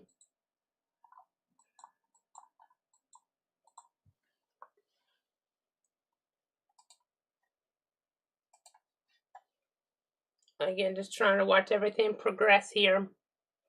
If that tornado warning goes away, we'll catch our breath here for a little bit, and we'll try to go in just half an hour because I'm not getting a whole bunch of reports. Overall, if it wasn't for the tornado warning in play, we wouldn't be talking like this here. But just want to kind of stick with it. We'll have that in play as long as we can. I mean, if it gets too excessive here, then I'll start taking breaks on this. I have a lot before. It's just Roy would try to, if we can. It's ideal, even if it's just me or would be always pretty much. I mean, I still would rather kind of try to talk through these if we can, but if we're not going to talk through 8 hours straight of tornado warnings without catching our breath here and there, as it is warranted. So just keep that in mind as we do watch this, because kind of getting on that limit here now, talking, straight here for a couple hours. So we hope the tornado warning kind of will go away here for us here soon, but they are continuing it. They just put out an update at 9:12 here. 9/11 to 5th Atom capable of producing a tornado 11 miles east of Monticello, moving northeast at 50 miles an hour, top of the National Weather Service in Tallahassee. So let me go ahead and jump back on over to the view. So there's our warning. There's our box around Greenville, Florida, as we're kind of tracking this right now here in the, eastern Big Bend, possible tornado, Madison County, and, a little bit of Jefferson's in that warning too, but tracking it probably closer more to Madison right now. Let's go back over to velocity mode here as the situation does progress. It's not looking that tight right now, quite honestly. But let me check our other radar. Let me check our Moody radar, see if it's showing a little bit tighter at this point. Not really, so that's maybe we're getting a little bit of a weakening trend. It's possible, at least. I'll check the reflectivity on this again. I'd really like to see that. I think there is some tad weakening here, a tad bit of weakening that's going on. As I kind of look at this, yeah, that seems to be weakening some. Don't let your guard down, period. Don't let your guard down in the tornado warning and points in between, because you still could have a spin of tornado boy anywhere in this, or just some stronger winds. But honestly, these winds, they're still pretty bad looking, but they could be worse. I mean, we're seeing some pockets of 60 in here still, west of Boyd, southwest of Sermons, right into the interstate though. So still gotta be really careful, but not, just a completely overwhelming situation. And there's a decent chance a lot of that's not reaching because we haven't got a whole bunch of reports. And if you don't have the instability, it's hard to get those pockets of the stronger wind to reach either. So that's kind of the storyline there. But let me see if we can get a traffic camera up in there. I'm going to try to pull that up. I-10 there, southwest Greenville, the city name on the map at least. I'm going to try to kind of pull something up here for everybody. Let me try to get on out there with the viewpoint. I mean, this is kind of live, TV here, so we have to kind of act on the fly. But let me pull up our traffic camera here. Okay, Florida 501 traffic camera is what I mean by that. But again, you see the tornado warning effect on the sign. See some branches blowing around here. Again, trying to tell that weather story as things go along. Looks like a vehicle. I don't know if it's because of the warning, but they're kind of off to the side of the road. I don't know if it could be, just, a coincidence, or maybe not. It could be, could even be a storm chaser or something, though. I hopefully, that little curve there, I wouldn't really want to be on that because, if it starts really picking up the rainfall or something, and it might, not be something where folks can see you. But again, just continuing to watch there as we're looking at this, as we're monitoring the scenario here, again, with a tornado warning effect. So let me pop up this other mode. That's the Doppler. Since the winds weren't all that strong on that side, which is good, obviously. You don't want them to be strong there, obviously. And this is kind of intriguing. You can kind of see that rain there. It reduced visibility further down. I mean, it looked like a pie shot on this a moment ago before I headed up. some of the cloud features even kind of lowering some. I wonder if that's anything maybe folks are trying to take a picture of. Of course, they have to be really careful. But you see the traffic slowing on down in there. It looks like too as they're going westbound in that rain and could be into even a tornado, not completely out of the question here. So you got to take those tornado precautions here as we're looking at things right now and toward this area. Definitely not, what you want to see with those cars on the road heading that direction. That's a lot of cars heading that general direction here, if I got my bearings right, headed off toward the west. So that's not what you want to see. As you see the rain kind of coming on in here, let's kind of watch this together. I mean, I would try to switch, but if you go further west, you're going to get more in the rain. Further east, well, I don't know if you'd really be able to get a good idea on this either, but you're able to see kind of the backup here on this, on the interstate here this morning. Yeah, not the greatest weather conditions here for sure. I'm just like fog, but no, that's just the rain coming down here. And there's birds, and you see the wind picking up and the light now. And this kind of comes on in live on the stream here, folks. Again, showing you how those winds are picking up pretty strong. I mean, not completely overwhelming, but it's starting to take the camera a little bit now as this comes on in live. It's pretty nasty, and you see why folks are having to slow down just a little bit off toward the west of this. This is mile marker 241 on I-10 live happening right now, folks. I mean, you see the time, maybe 10, 20-second delay or something, but this is some very strong wind. This is why you don't want to be traveling here. I mean, you see some, conditions here that look pretty deteriorated. Just hope we don't have any, situations here where folks, I can't really tell if that's a line trying to get closer down. It's hard to tell, but because I haven't looked at this shot for too long, but it's just some pretty nasty conditions. Some of the folks, kind of getting out of this headed off toward the east, but these folks are headed into it, though. It's pretty much over them all now, in toward this area around Greenville, Florida, on Interstate 10. Again, a tornado warning in effect. You should not be out here. Some folks sadly, got caught up in this here this morning. So some pretty nasty adverse conditions as you saw it live here over the last few moments on the air with us as we continue to watch this progressing with this tornado warning in effect. So again, interior and away from windows is where you want to be. You don't want to be out on the interstate, sadly. Some folks got caught up in this. I'm sure they got those alerts on their phone, and maybe they didn't really have many places to go. At that point, some folks might not even got it, depending on where they were, until they got into the polygon, if they just kind of dropped into it. I'm not exactly 100% sure on that if you're kind of going into it or not. If, I would think it would trigger once you get into it, but, as in terms of the GPS location, if you weren't in it when it first got issued. But again, mile marker 241 there. We saw some pretty nasty winds a few moments ago, live, a few seconds ago, really, as those conditions pretty nasty there. Let's go back over to the other view. You see around Greenville, Florida.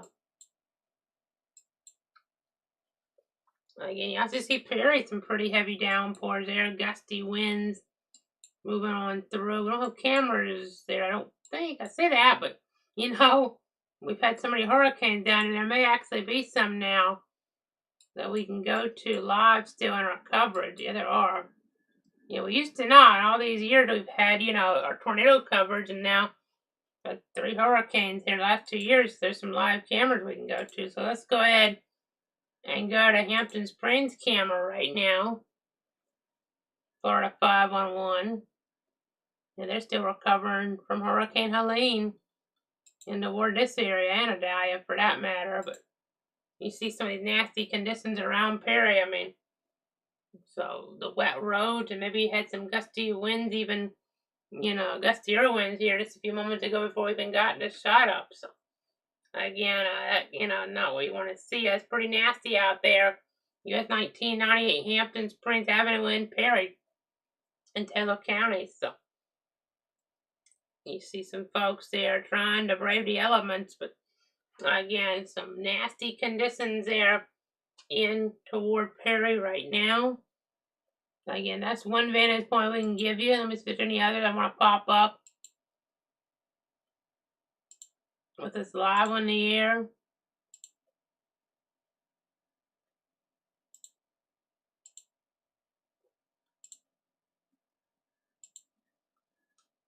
Let me pull up Ash Street there.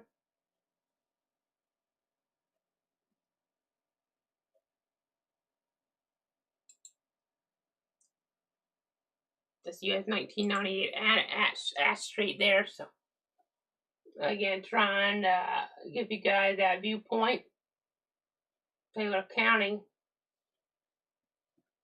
I know we had all this power blasts during our hurricane season that we were showing you different places toward the Gulf Coast, and just terrible season there that was, and toward the Carolinas as well, especially Western North Carolina with Helene. On that note, showing you some of those cameras in similar areas here. Let me go ahead and pop up just real quick. Look back at that coverage yet again of the Helene power plants as we said you live. Let's go back in time really quick to a look back at some of that coverage for a few seconds. I tell you what, we have one more. Oh, okay, it went dark again. Power plants is all over the place. Live on the air, Perry, Florida. So again, I mean, that's actually about the same spot it looked like as we were looking with some of those road names. But again, it's kind of telling that weather story here as we were looking back in time to Helene coverage. I mean, that's always, such a big storyline as we were looking at all that there. I mean, we're never going to forget Hurricane Helene and that impact and how that kind of progressed. We'll just see if these warnings kind of get extended. I know Fayette County, the Tallahassee region, but Suwannee is Jacksonville. They may kind of coordinate possibly to see if what the Jacksonville office wants to do if they want to issue advisories. And in fact, let's see, Jefferson, Madison, Lanier, and Brooks is an advisory. Okay, so that's going to be further on up. So up here is an advisory because you have the winds, you see them on velocity, but maybe the surface base keeping enough to get that wind down toward the surface. But here you have the tornado warning. They've been going with tornado warnings for a while here now. And just continuing to track all this, around Greenville. Seeing some of that. And off toward the east, just north maybe of US 90. But you even see this little appendage here, just right near the interstate again. Well, that's a little bit of rotation. Let's see if that's still a debris signature. It's not in the warning for tornado. Not really showing that right now. But again, you have the nasty conditions. Again, that tornado warning set to expire in 6 minutes. And we have another tornado warning up toward the North Carolina region now. Up towards Charlotte. That just got issued last few moments.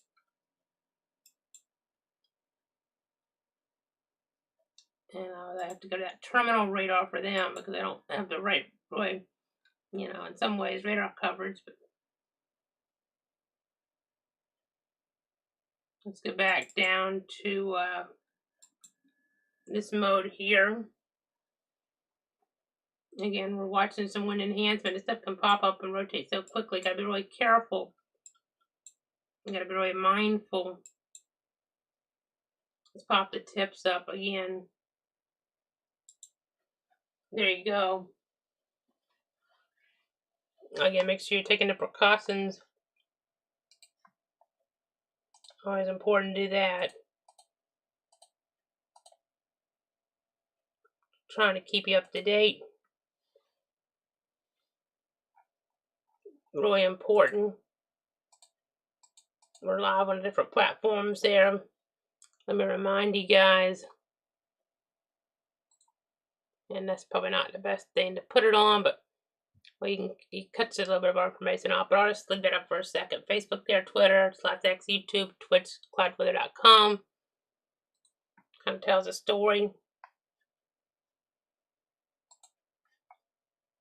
And again, trying to keep you up to date.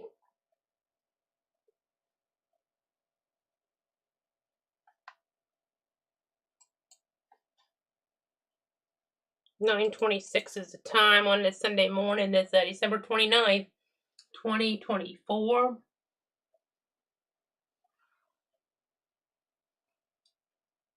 I'm gonna jump back on camera now.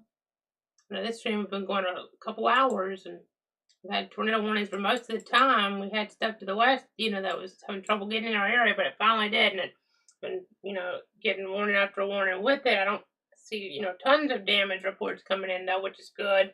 Obviously, there are tons of power outages. There are some, but nothing is completely overwhelming so far, which is a good sign. But we gotta still get through this. We're up to 69 here east of Stark now as we continue to destabilize here a little bit. So let me go ahead and go to our camera shot. You see some light per se. I mean, not really warm, in terms of this completely, the sun out all the way, but this allows us to destabilize and add a little bit more of, some, potential for adverse conditions as we look ahead with the weather, because the instability, that's one of the factors for storm development. That and shear, we have this shear in place, more of a degree per se, but instabilities, that lacks some. But if you get the increase in temperature and the like, then that can try to make up for it. Granted, as we get further east, there's some of those characteristics of shear, maybe not as much, as we have further north, and that's why there's some tornado warnings up there that really don't even have the instability showing up in some of our maps of surface-based cape. Again, just continuing to track this here, continuing to give you guys everything you need here, folks, to protect you, your friends, and your family here this morning.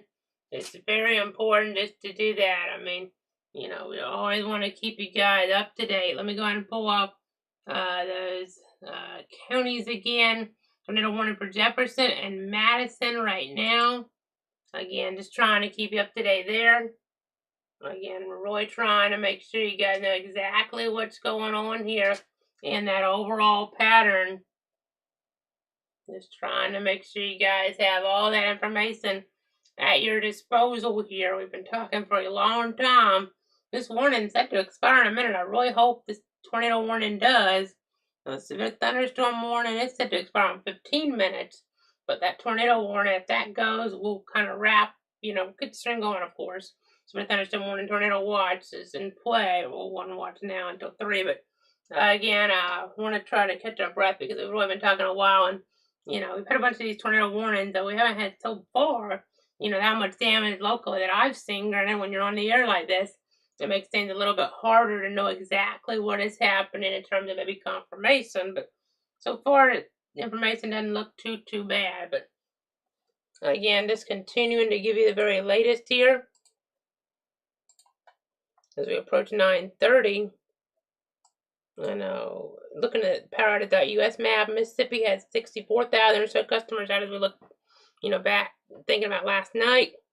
We have 53,000 out or so in Georgia, 33,000 in Alabama, give or take, 27,000 or so in South Carolina, and 19,000, so almost 20,000 in Louisiana. Florida's a little over 7,400, with Gadsden County having 663, Leon 72, Wakulla 8, Liberty 29, Franklin none.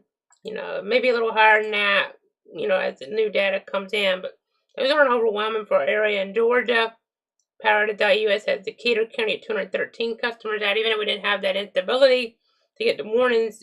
Formerly we had some advisories. I know 213 out in Decatur County in terms of customers without power, 1,421 in Grady, Berrien 749, Lowndes 1,330. Again, just kind of telling you the story, telling you that storyline here. And I see that tornado warning has gone off the board for now. We still have just a thunderstorm warning, but between not having a tornado warning, it's a situation where I want to catch our breath where we don't have one. So for thunderstorm warning, the accent doesn't look too overwhelming. It's in a lesser populated area, just kind of moving to the east side of Perry, moving into Madison now though.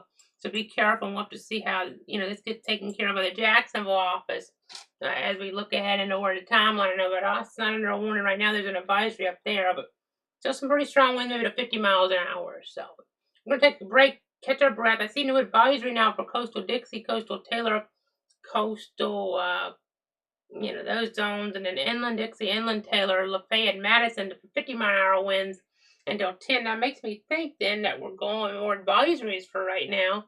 Doesn't mean it's going to last. Could get quick spin up tornadoes, could have an increase in wind real quick, get reports, prompt more warnings, but that's a better trend here temporarily. But, could be, short lived, more instability coming in. Then, we have that Jaguar game at 1 o'clock is scheduled. Lightning even would be a factor to delay that. So, a little bit different with that in play today. Didn't even have to take anything, really close to severe to delay that. Just with the lightning coming in. So that's a storyline that we'll have to keep on following here as we look ahead. There's a tornado warning in North Carolina. That's not in our area, obviously. It's closer to Charlotte, not confirmed right now or anything. We have one severe thunderstorm warning now. The tornado warning that was in play no longer in play. First time in a little bit we haven't had a tornado warning locally. We'll be back here with more as necessary, but if we don't have anything, pertinent here to come back on with before 10 a.m., that's really important. With the trends, so maybe going away from the severe thunderstorm warning for now. I'd only be coming back before 10 a.m. if we get another tornado warning or some really enhanced type of winds with a severe thunderstorm warning. So they're still technically continuing Jefferson, Madison, and Taylor. So let me just see here where they drew this. Make sure I'm not missing anything, but I think they're just trying to keep that going. And then maybe the thinking is to go maybe just under severe further downstream. As we're I see it now in our other mode. So it just popped in there, the advisory box. So right now it's looking more like winds just below severe, but they could ramp back up quickly. But we'll be back with another update at 10 o'clock unless we break back in sooner, obviously. A new tornado warning will get us one year immediately as we're in alert mode with that logo red. We're trying to protect you, your friends, and your family. Keep it tuned to Cloud Weather. We'll keep you guys up to date. Another update here, if it's not before 10 a.m. With some more pertinent information. We'll be back at the top of the hour.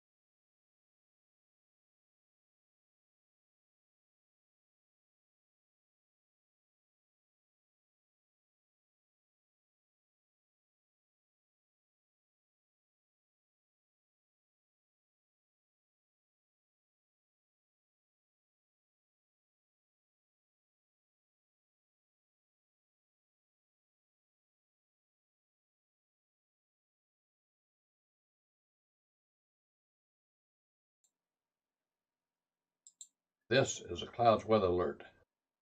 Meteorologist Casey Cloud back here at the top of the hour. It's 10 o'clock here on this Sunday morning.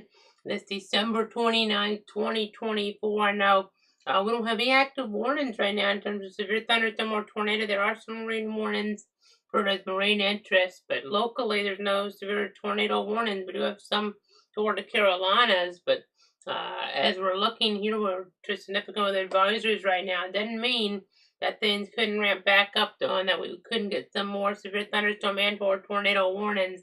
There's a tornado watch in plan to 3 o'clock, so we gotta remain vigilant here toward Gainesville, Stark, Jacksonville, Brunswick, Lake City. I mean, some of these areas will be cleared out a lot sooner, but you still have this line here where we have some embedded rotation. This is a very expansive line, by the way. Look at it. If you kind of look, that's what extends all the way up into the Carolinas there, but as we go ahead and look here at other mode, I'll go ahead and kind of show you guys a viewpoint here. We do have some rotation in Hamilton County, nothing overwhelming, but if any of these tighten up just a little bit, then that can, get you a warning of some kind, whether it's a thunderstorm warning with a tornado possible tag or a tornado warning, not 100% on that, but you got to just be weather aware as the situation does evolve here. You just got to be weather aware. I know the advisories for winds 45 to 55. They're about 10-15. That's in this area down here. And then over here, we have one for winds to around 40. They're about 10-45. So just got to remain aware. I know a situation right now where I'm going to keep the stream going here past this update. But assuming we don't get another warning here in the next few moments, I'm just going to have it where we'll cut in if and as necessary. Granted, something else you just want to keep an eye on the stream, and we'll see if we need to cut in for this. It wouldn't necessarily be a guarantee that we would, but is to see if there's lightning around Everbank Field there. I wanted to call it Altel Stadium. That's a long time ago, but so Everbank Field there for the Jacksonville Jaguars. As their game against the Tennessee Titans is scheduled for 1 o'clock, because we do have some nasty weather. Doesn't take severe warnings to still cause issues with the wind, but then the delay would come from the lightning. So I gotta be mindful of that here. I mean, our other mode shows that lightning. If you look real close, I'll pull that up. It's not, overwhelming, but one lightning strike will get you a 30-minute delay if it's in the wrong radius. So decent chance we would get something like that if this comes through at the wrong time. Another forward speed on this is off toward the northeast of 55 miles an hour. So, I mean, you kind of track that, and then that's coming across 1 o'clock here.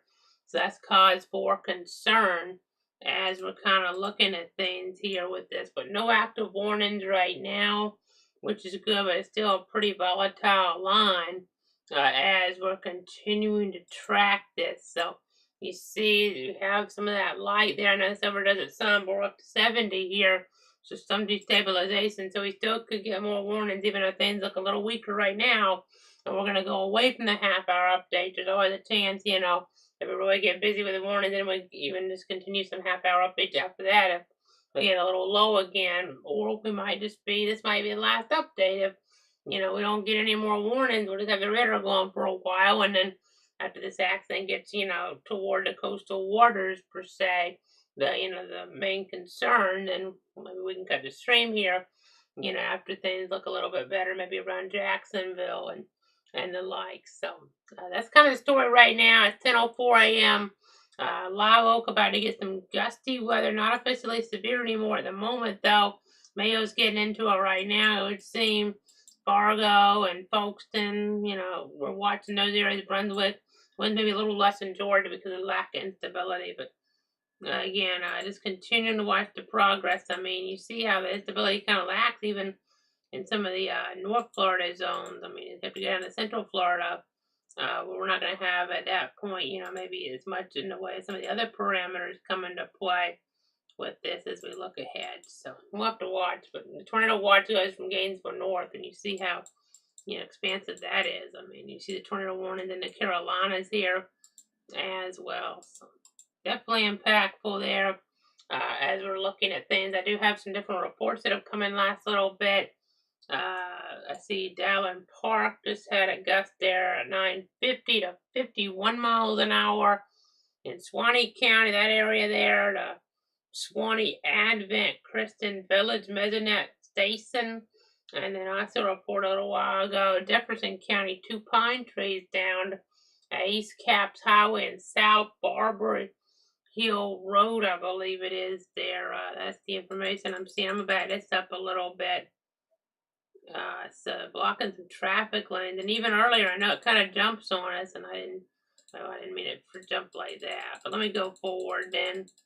On here, we had another report of some issues around Leon County. So I know we're going one at a time here on this, but we had a report there. First off, Gadsden, a tree down County Road 65 there.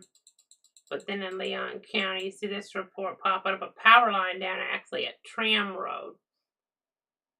So that's kind of the storyline there. So I wanted to back that up. You see the tornado watch no longer on play to the west, but it's yellow shaded area under it till 3. But some areas as the threat winds down, they'll be pulled out of that early. But there still could be some lingering lightning right behind some of the activity that could have that potential to spin up and or produce some damage in wind gusts. So we'll be watching things. We'll be tracking things.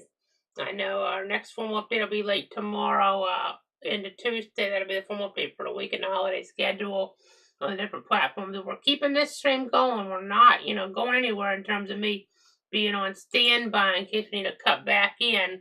We're going to keep this stream going here over the next several hours, assuming it didn't just, there's not some technical glitch where it cuts off or something, a technical glitch where it cuts off or something like that. And this will be the stream we keep going. And then, if there's something that we need to come on for, we will. If not, it'll just play the radar out here. Maybe pop up the camera here from time to time, possibly. As I know you have Facebook there, Casey Cloud, Reacts Cloud Weather, Twitter /X at Cloud Casey, YouTube at Cloud Weather, Twitch Cloud Weather, and Cloud.com, giving you the very latest information.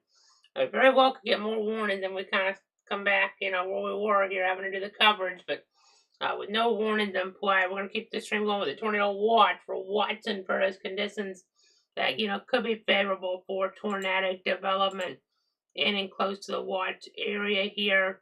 But we're not seeing anything just overwhelming. You just got to make sure you have multiple ways to receive alerts and stay tuned for the latest. We're going to have the stream going in case something breaks here.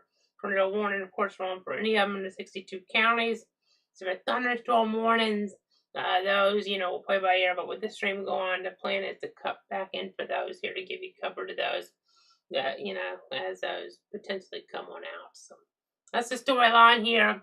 I'm gonna keep an eye on things, and that's gonna do it for the time being. But again, I'm gonna leave this on up here for everybody. In fact, let me just pop up the other mode first, so I can get this into the radar looping mode for everybody at home. So let me go ahead and do that, so I can get the loop ready here to kind of have it playing about here as we look over the hours to come into the early afternoon. And, watch for a potential delay in that Jacksonville Jaguar Tennessee Titans game. Could even have a delay down in Tampa for their game that has playoff implications against the Panthers today. Implications being for Tampa. Of course, the Jacksonville game only has about draft implications for the two teams, for them. But again, that's kind of storyline. Again, as I keep, sometimes we repeat ourselves. We're on for a while. We had quite a few tornado warnings earlier on. So far, I haven't seen too much come out of those, but we'll have to just keep looking. It's always possible something did happen in there for a moment or two with some type of brief tornado touchdown. And, maybe we don't have all the information yet. Being on the air most of the last, bit here makes it a little bit difficult sometimes to get all the information, all the data. But I'm going to leave you guys with this, and we'll come back if and as needed here. So just keep it tuned to Cloud Weather. I'm still going to be watching. I'll still be tracking. We'll just leave this on up here so you guys can watch the progression. And if we have more concerns of, warning type level problems, we'll be on here at once to keep you guys protected. But for now, stay safe. Road will be slick. Gotta watch out for lightning here as well, if we have warnings or not. For now, I'm meteorologist Casey Cloud in the Weather Center. Keep the stream on, though. Still going to run the radar for a while longer.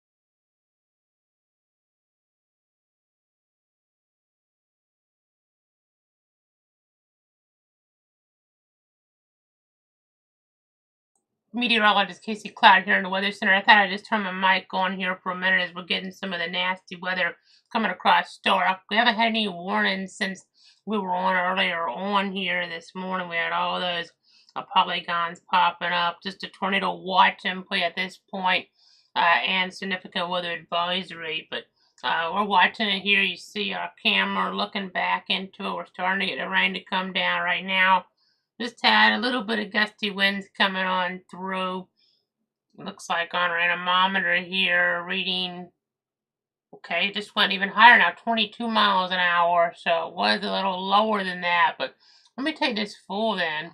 Let me go ahead and see if we can see something a little bit more vivid on our viewpoint. You can at least see the trees blowing around some. 22 miles an hour on that anemometer. It's only about 6 feet up. That's, pretty noteworthy. Probably getting closer to that 40 to 50, which is what a significant weather advisory is for. So no formal warning, but a significant weather advisory in play here around Stark right now. Just looking at some information, we did get about 73 degrees or so. You can kind of hear maybe the rain in the background if you listen real close right now. But again, no warnings in play. Obviously, be in front of the chroma key and giving you minute by minute information if there was a warning in play. We haven't had any warnings here in a while.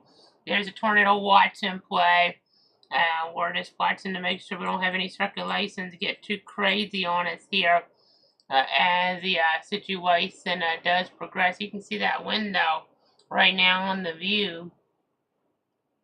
Definitely some of that rain blowing around. But we'll go to velocity here. I was starting to see just in the last couple frames a little bit of uptick in wind here around Stark. Really hadn't seen much of anything too impressive last little bit, but it's mainly right out ahead here. So you would probably not be producing anything in terms of tornadic weather, I wouldn't think, on the boundary like this, or at least on the edge, I should say. But we'll watch it. I know we have some thunderstorm accident in Alachua County as well, even getting some Geneseo up there around, it looks like State Road 331. Of course, we're watching the Jaguar game in there too.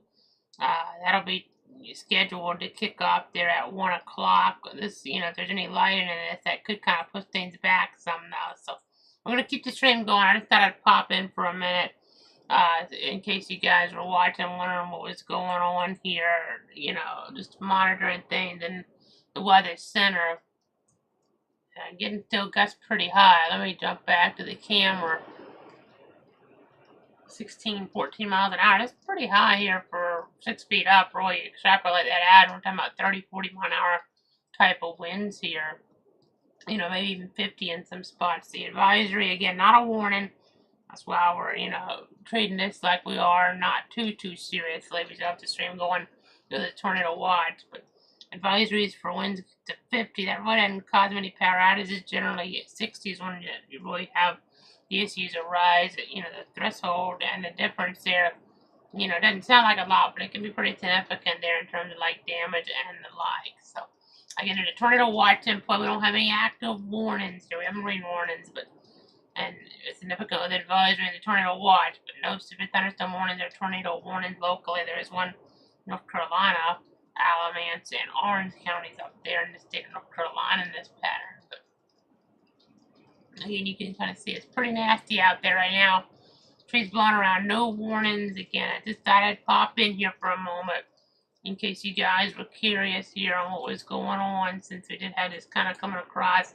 There were some signs, albeit, slight, some, very subtle signs of a little bit of intensification. So just kind of wanted to pop in here to let you guys know what we're doing with.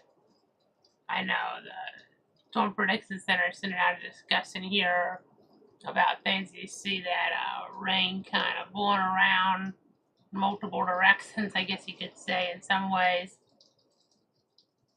Okay, this is gust of 25 on an anemometer here.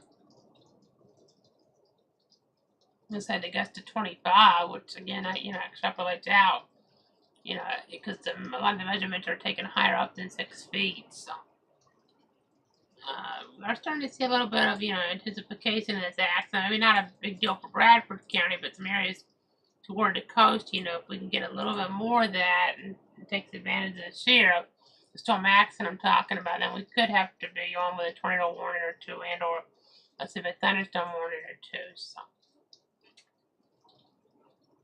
again, just continuing to track this here. This is just mainly a radar stream, but again, I thought I'd pop back in. Of course, we had this tornado warnings, let's say a thunderstorm warning coverage stream earlier, but we haven't had anything like that in a while. As we're watching, as we're tracking the situation. I know you see quite a bit of lightning down to the south, not really seeing it to the north, but just one strike can be problematic. I know this wind enhancement here is mainly on the edge. If that was, what we're seeing in this lined up, then that'd be cause for concern. But, quite honestly, that did start to ramp up on us, though, in the last few frames. But again, not exactly co-located. It seems like it's wanting to get closer. Timestamps are a little off, so the wind is still out ahead. So, yeah, it might be getting down to the surface, but it's not like a tornadic situation right now. But we're going to watch it. I know it's going to be pretty nasty for folks there at the Jaguar game, getting ready for that coming up, as we're looking up that way. But I know the Storm Prediction Center, they'll go ahead and put our looping radar on here. Let me put on the mesoscale discussion as well. And they have that box in. The southern portion of a long-lived QLCS is moving to North Florida late this morning, and why this portion of the QLCS has not been very intense. Modest downstream diurnal heating destabilization could result in some uptick in convective intensity into the early afternoon. We're talking about some mixed layer CAPE around 5 or above 500 joules per kilogram, and that's really technical, but that could be enough here as the primary mid-level shortwave trough is lifting away from the region, but low-level and deep layer still will remain somewhat favorable for organized convection, and locally damaging winds remain and gusts remain a possibility if a more organized cold pool can develop. A brief tornado cannot be ruled out, especially into the intersection of the southward moving outflow in the more north to south oriented portion of the line across northeast Florida. That information from the Storm Prediction Center. So, again, I'm watching this here for you. Just thought I'd pop in real quick. Again, no active warnings. Haven't had any since earlier on this morning, but we do have some pretty nasty weather coming on through. Some what you'd call strong thunderstorm activity. So, that'll do it for now, unless we get a warning. I'm going to keep the stream going, of course. But that'll do it for now, unless we get a warning or something, if we really start having, extended problems at the Jaguars game in terms of delays or something because of the weather, the NFL game in Jacksonville. But we'll continue to watch. Could even have some lightning back behind, which could cause delays, or there's that chance that we don't really have enough, in terms of the lightning. It would be down to the south. I mean, if you have one strike up here, then you get a delay. But I mean, you see some moderate rain down there, but even some of that stuff, you can have lightning, and one of those would cause a delay to that game up here in Duval County, if that were to be the case. So I'm gonna keep my eyes on things here, and again, I'll be back if needed. But otherwise, it's gonna leave you guys with a look here again at the radar. And just thanks so much for tuning in, trusting me for now. I'm gonna turn the mic back off, leave the radar up. I'll pop back in if I need to, but otherwise, just keep an eye on this radar technology here, and hope we don't get any warning boxes. But if we do, I'll be with you guys just as soon as possible.